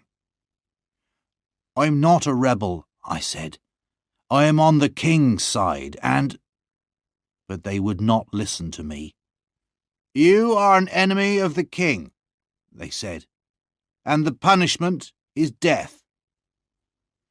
I tried to argue with them, and as they laid their hands on me, I knocked one soldier to the ground. This made them even angrier, and the captain ordered his men to to tie me to a tree and shoot me at once.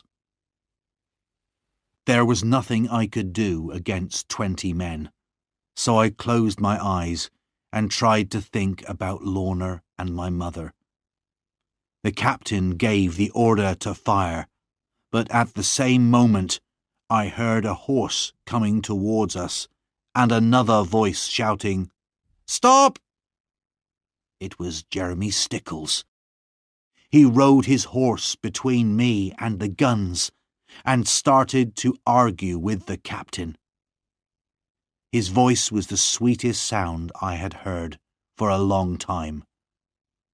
The argument was soon over. I heard Jeremy mention Judge Jeffreys once or twice, and before long he had persuaded the captain not to shoot me. "This man, John Ridd, is my prisoner," said Jeremy, "and I shall take him to London for trial there." As we rode away together, I thanked Jeremy with all my heart for saving my life. "You're not safe yet, John," he said. "I know you're not an enemy of the king, but many people will not believe you.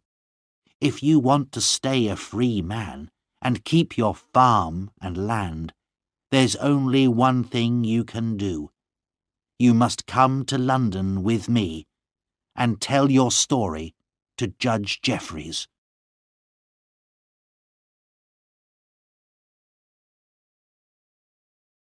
Chapter 12.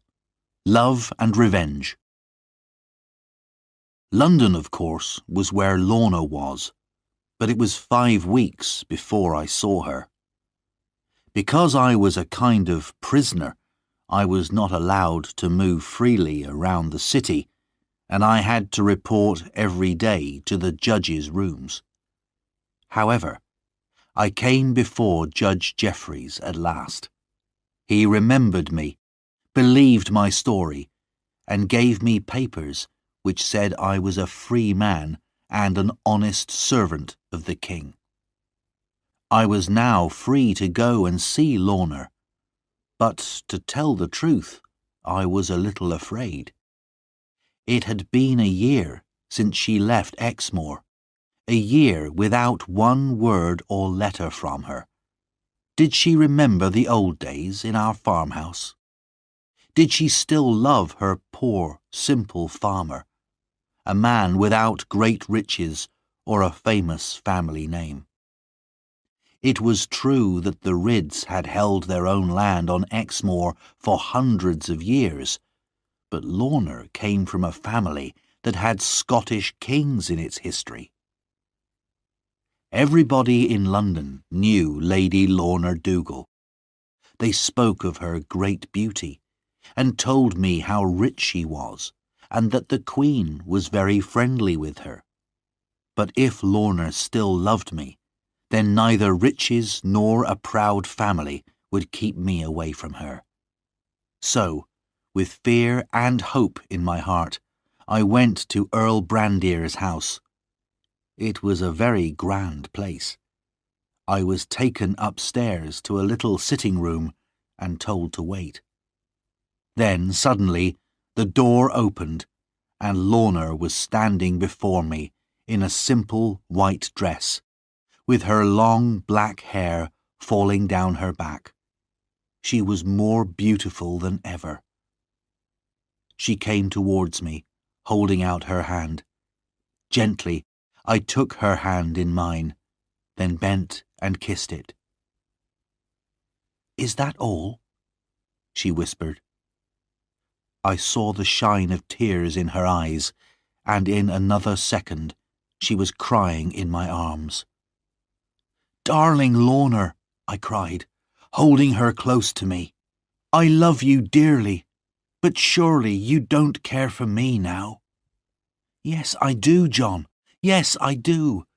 Oh, why have you behaved so unkindly?" "I am behaving," I replied, "as well as I can.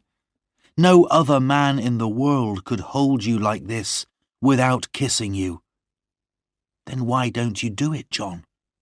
asked Lorna, looking up at me with a laugh in her bright eyes. After that, of course, there was no more talking for about 5 minutes. Then my darling pulled away from me and began to question me. "John Ridd, you must tell me the truth, the whole truth. Why have you never, for more than a year, taken any notice of your old friend, Lorna Doone?" "Because," I answered, "my old friend and true love sent me not one word or letter in all that time." "What?" cried Lorna. "Oh, no, my poor John. I have often suspected something like this, but she always said—" With these words, she rang a bell very violently, and a few seconds later, her servant, little Gwenny, came in. "Gwenny," said Lorna, "what have you done with all the letters I gave you to send to Mr. Ridd? No more lies now." Gwenny gave me a very black look. "I didn't send them," she said. "You're a grand lady now, mistress. You should marry some grand lord, not a poor farmer from Exmoor. I was only thinking of you." "Gwenny, you may go," said Lorna, her voice full of quiet anger. "I don't want to see you or speak to you for at least 3 days. At this, Gwenny ran out of the room, crying noisily, and Lorna turned to me. "Oh, John, try not to be too angry with her. She loves me very much, and I'm afraid that if you take me, you'll still have to take Gwenny too." "I'll take 50 Gwennys," I said, "if you want me to." After this, we spoke of ourselves. I tried to tell Lorna that, when she was free to decide her own future, she must think very carefully. The world would say she was mad if she chose to become a farmer's wife. Of course, at Plover's Barrows Farm, she would have a comfortable home, plenty of good food, and all the love and care I could give her. But it was not the same as being a grand lady who owned half of Scotland and who could marry any lord she wanted. Lorna could not wait for me to finish. "I decided long ago, dear John," she said, very seriously, "that you must be my husband. I think it was the day you climbed up the waterfall with your shoes off and a bag of fish for your mother. So, after all these years of loving, shall little things like money and a family name separate us? They mean nothing. I have not been here a year, John, without learning something. Oh, how I hate it. Only my uncle and Gwenny really care for me. All the rest are only interested in my land and money. Oh, John, you must never leave me. It would break my heart." Of course, I gave in at once and said, "Darling, you must do exactly what you please." For that, she gave me the sweetest of kisses, and as I left, I went grandly down the great stairs of Earl Brandir's house, thinking of nothing else except that. For the rest of my time in London, I went to see Lorna every day, forgetting all about my poor mother and the work that needed doing on the farm. Then one day I received a letter from Lizzie, and I realized that I must get home as quickly as possible. My darling Lorna cried and held me close, but she understood why I had to go. Lizzie's news was this. Jeremy Stickles and his soldiers had finally made their attack on Doone Valley, but it had failed, and Jeremy had been injured This was the worst possible thing for Exmoor. Now the Doones would make more trouble than ever before, and of course they would attack our farm. When I got home, I learnt that the Doones were robbing everyone around them, and the whole of Exmoor was living in fear of them. Then, a few weeks later, something even more terrible happened. The Doones came one evening to the farmhouse of Kit Badcock, a neighbour of ours, while he was out working in his fields. They broke down the door and stole his young wife, Marjorie. 2 of them carried her, screaming and fighting, to their horses, and then rode away. Meanwhile, the other Doones were searching the house for food and drink to steal, and one of them found the Badcock's little son crying in the kitchen. He picked the baby up, threw him into the air, and let him fall onto the hard stone floor. The child's neck was broken, and he died at once. It made me sick just to think of the cruelty of this man, and when people heard this terrible story, they were very angry. They said it was time for the people of Exmoor to take their own revenge. Men from all the farms and villages of Exmoor came to see me. "We cannot expect any more help from the king against the Doones," they told me. "Because Jeremy Stickle's attack failed, the king has refused to send any more soldiers. But we've had enough of the Doones. We want to attack them ourselves, and we want you to lead us, John." I said I was no leader, but they would not listen to this. "Try to lead us," they said, "and we will try to follow." In the end, I agreed to do as they asked. I thought we had a chance against the Doones, if enough of us decided to fight. There were fewer of them now. Some had been killed in the rebel fighting, and some during Jeremy's attack.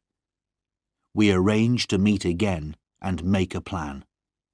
Tom Faggus, now quite well, rode over to join us, and he soon had a very clever idea. "We're not soldiers," he said, "and we'll never defeat the Doones if we try to fight all of them in their valley. So we must lay a trap. You know the caves on Exmoor where gold was once found? Well, we'll tell a story around Exmoor that men have been digging secretly and have found a new cave with rocks full of gold. We'll say that the gold will be taken away on a certain night at a certain time. The Doones will naturally plan to attack and steal this gold, but some of us will make a trap for them in the caves. Meanwhile, the rest of us will attack the valley as soon as we know that some of the robbers have left." The second part of our plan was this.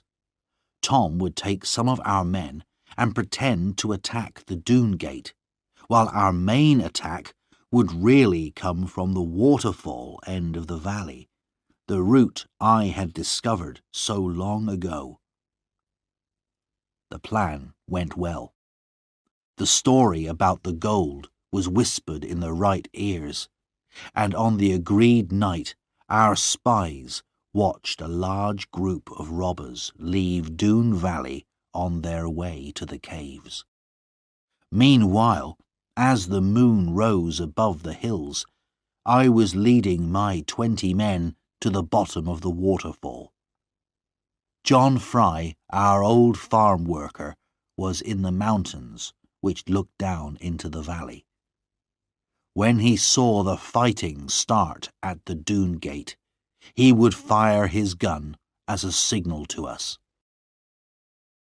Soon, The sound of John's gun rang around the mountains, and I and my men climbed up the waterfall and into the valley. Tom's men were making as much noise as possible at the Doone gate, and all the Doones had run to join the fight there. We went quietly along the valley, keeping to the shadows under the trees, until we came to the Doone town.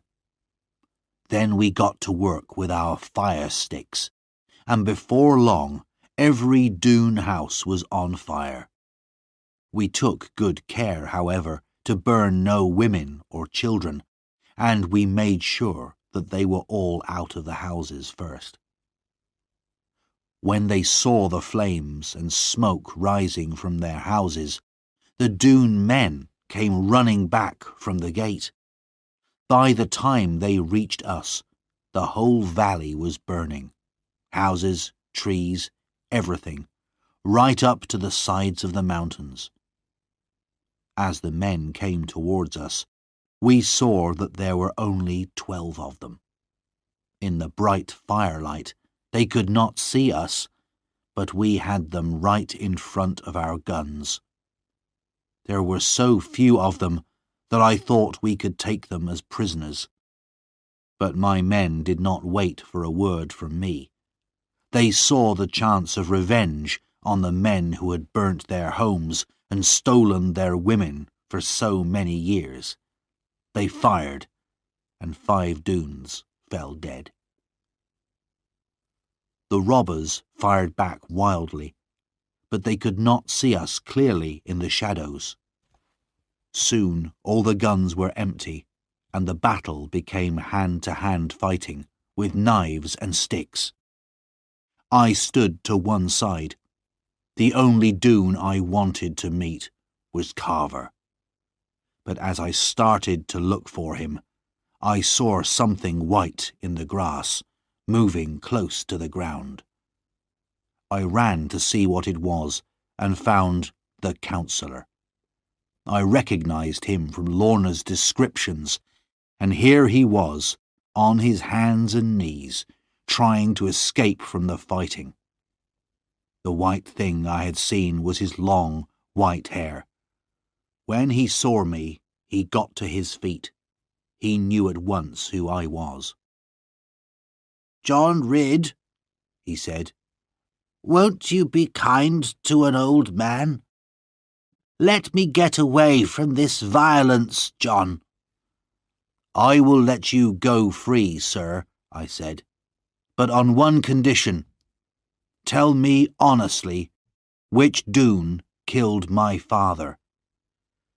"I will tell you honestly," he said, "though it hurts me to say it. It was my son, Carver." "I thought it was him," I said, "but you were not there, so I don't blame you." "I've always been against violence," the counsellor said, shaking his head sadly. "And now, John, let me go." He was an evil, lying old man, but I let him go. I don't know what happened to him, but he was never seen again on Exmoor. Then I went to look for Carver, but did not find him. Afterwards, I heard that he had led the Doones who had gone to the gold caves. Our trap was successful, and all the Doones had been killed. All except Carver, who had ridden his horse through the attackers and escaped. The Doones were totally defeated, though. When the sun came up above their valley the next day, all their houses were nothing but blackened wood. We had lost 16 men in the fighting, but out of nearly 40 Doone men, only Carver and the counsellor were left alive. But the thought that Carver, that cruel and violent man, was still living somewhere on the moors, did not give me much peace.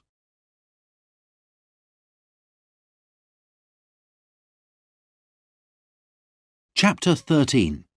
The Last Battle. The next thing that happened was the return of Lorna, my own darling.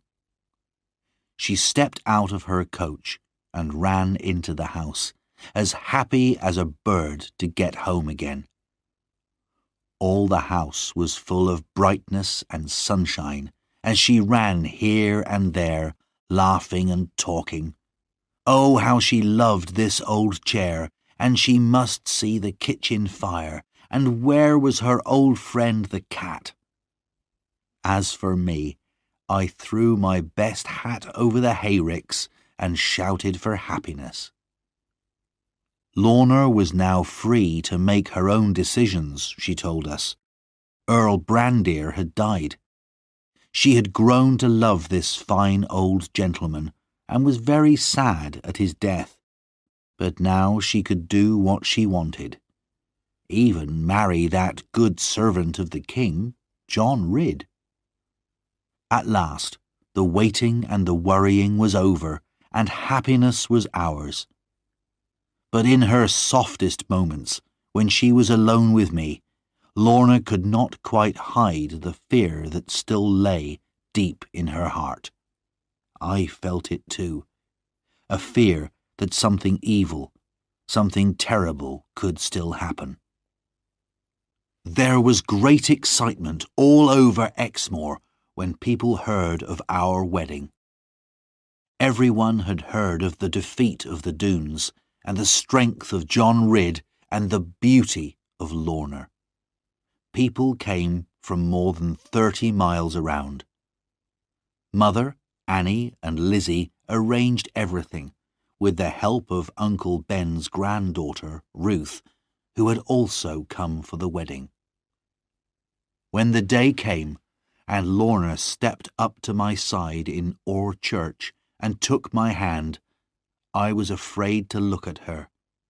She was so beautiful, so fresh and lovely in her simple white dress. But when we had each said, "I will," and my ring was on her finger, we turned to each other.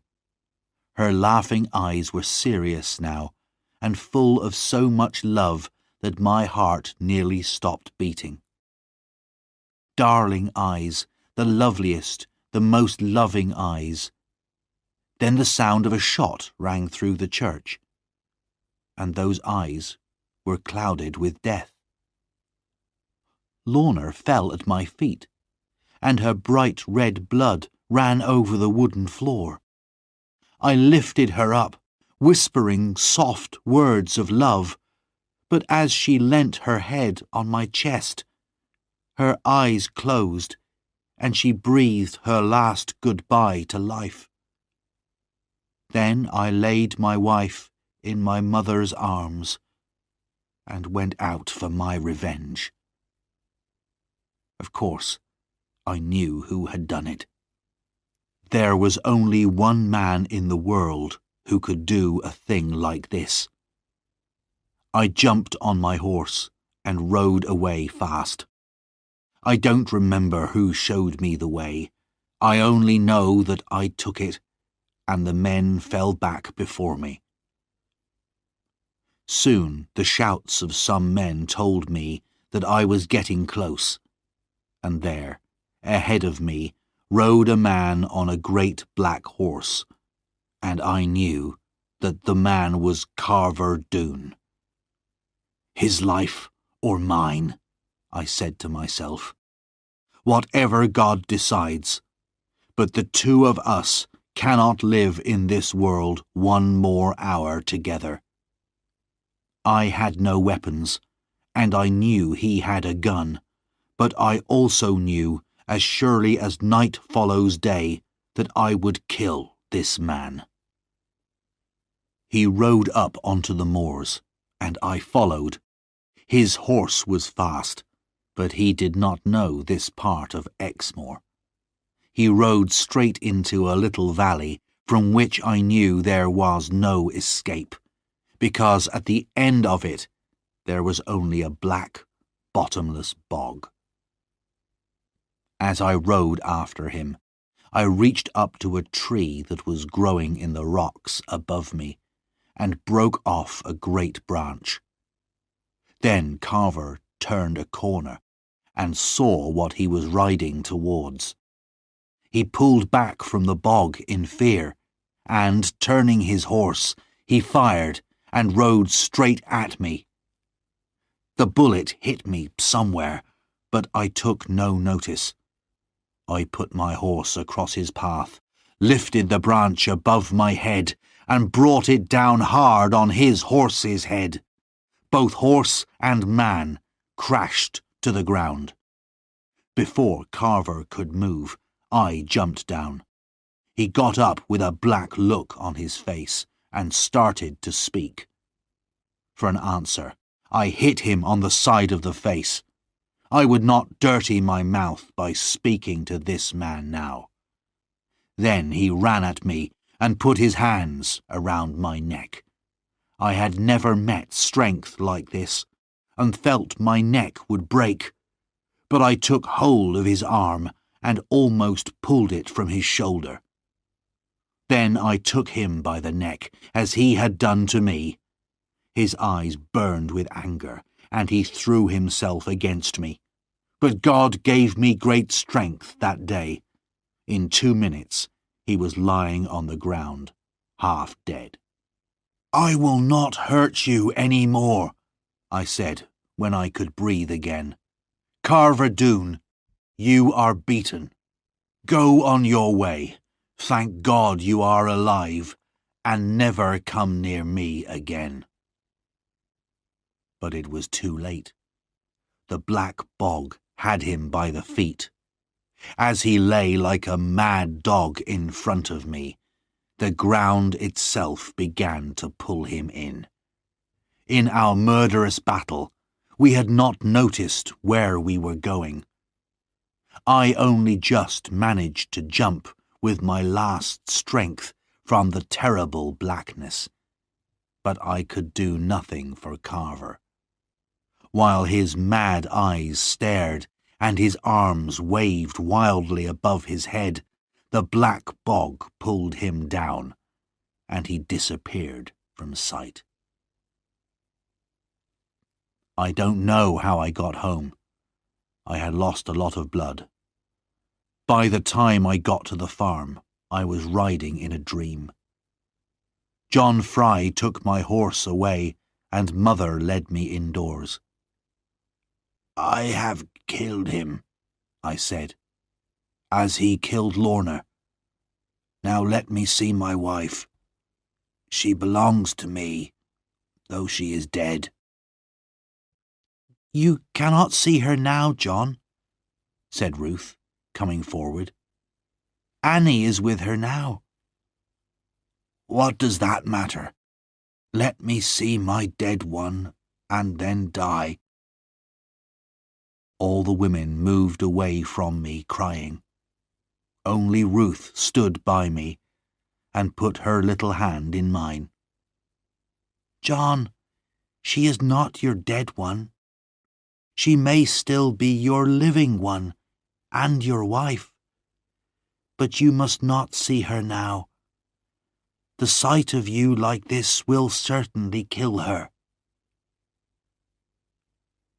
I could not understand what she was saying, but I let them lead me upstairs to my bed. The bullet had broken a bone in my chest, and I was soon in a fever. It was only much later that I learnt how Ruth had saved Lorna's life. When I had run out of the church, Ruth had taken control. She made John Fry and the other men carry Lorna home immediately. There she cut off the wedding dress, pulled the bullet from Lorna's wound, and stopped the bleeding with cold water. All this time, Lorna lay still and white, and everyone was sure that she would die. But Ruth covered the wound with a cloth, kept her warm, and made her drink a little wine from a spoon. And after a while, everyone could see that Lorna was still breathing. She lay close to death for many days, but with Ruth's loving care, she slowly began to get better. Meanwhile, I lay in my bed, only half conscious, and in my fever I did not believe them when they told me Lorna was still alive. I knew in my heart that she was dead, and I had no interest in life. A life without Lorna was worthless, without meaning. Mother cried and thought that I would die. But after 6 weeks the fever left me. I was so weak that I could not leave my room. Outside the sun shone on the spring flowers, but in my misery I cared nothing for the beauty of the world. Then, the next morning, Ruth came to see me. "John," she said, "are you well enough to see your wife? I was afraid to bring her before, while you were so ill." "I don't understand," I said, staring at her. She went away, then came back, and behind her was Lorna. Ruth closed the door and ran away, and Lorna stood before me. But she did not stand for long. She ran to me and managed to get into my arms, although they were too weak to hold her. She put her warm young face against mine and would not look at me, preferring kissing to looking. I felt my life come back to me. I felt the happiness of living and of loving. I felt the sweetness and the sadness of my Lorna's tears, and the softness of her loving lips. And the world, suddenly, was a good place again. I have not much more to tell. Over the days that followed, Lorna sat beside me, and we watched each other getting better. We have never tired of watching each other since. Now we live peacefully on the farm. Though Lorna still has great riches, we never use the money except for some poor neighbour. I sometimes buy her beautiful clothes, but she soon gives them away or keeps them for the children. Tom and Annie are happy. Except for a few small adventures, Tom remains on the right side of the law, and they have honest children. Lizzie married the captain of Jeremy Stickle's soldiers, who had stayed with us when we fought the Doones. Ruth is not married yet, but there is a man who loves her as much as I love Lorna, and I'm sure he will win her soon. But of Lorna herself, my darling wife, I won't say much. A man should not talk too much about the best thing in his life. Year by year, her beauty and her loving kindness grow greater, and after all this time, and all that has happened to us, she is still my Lorna Doone.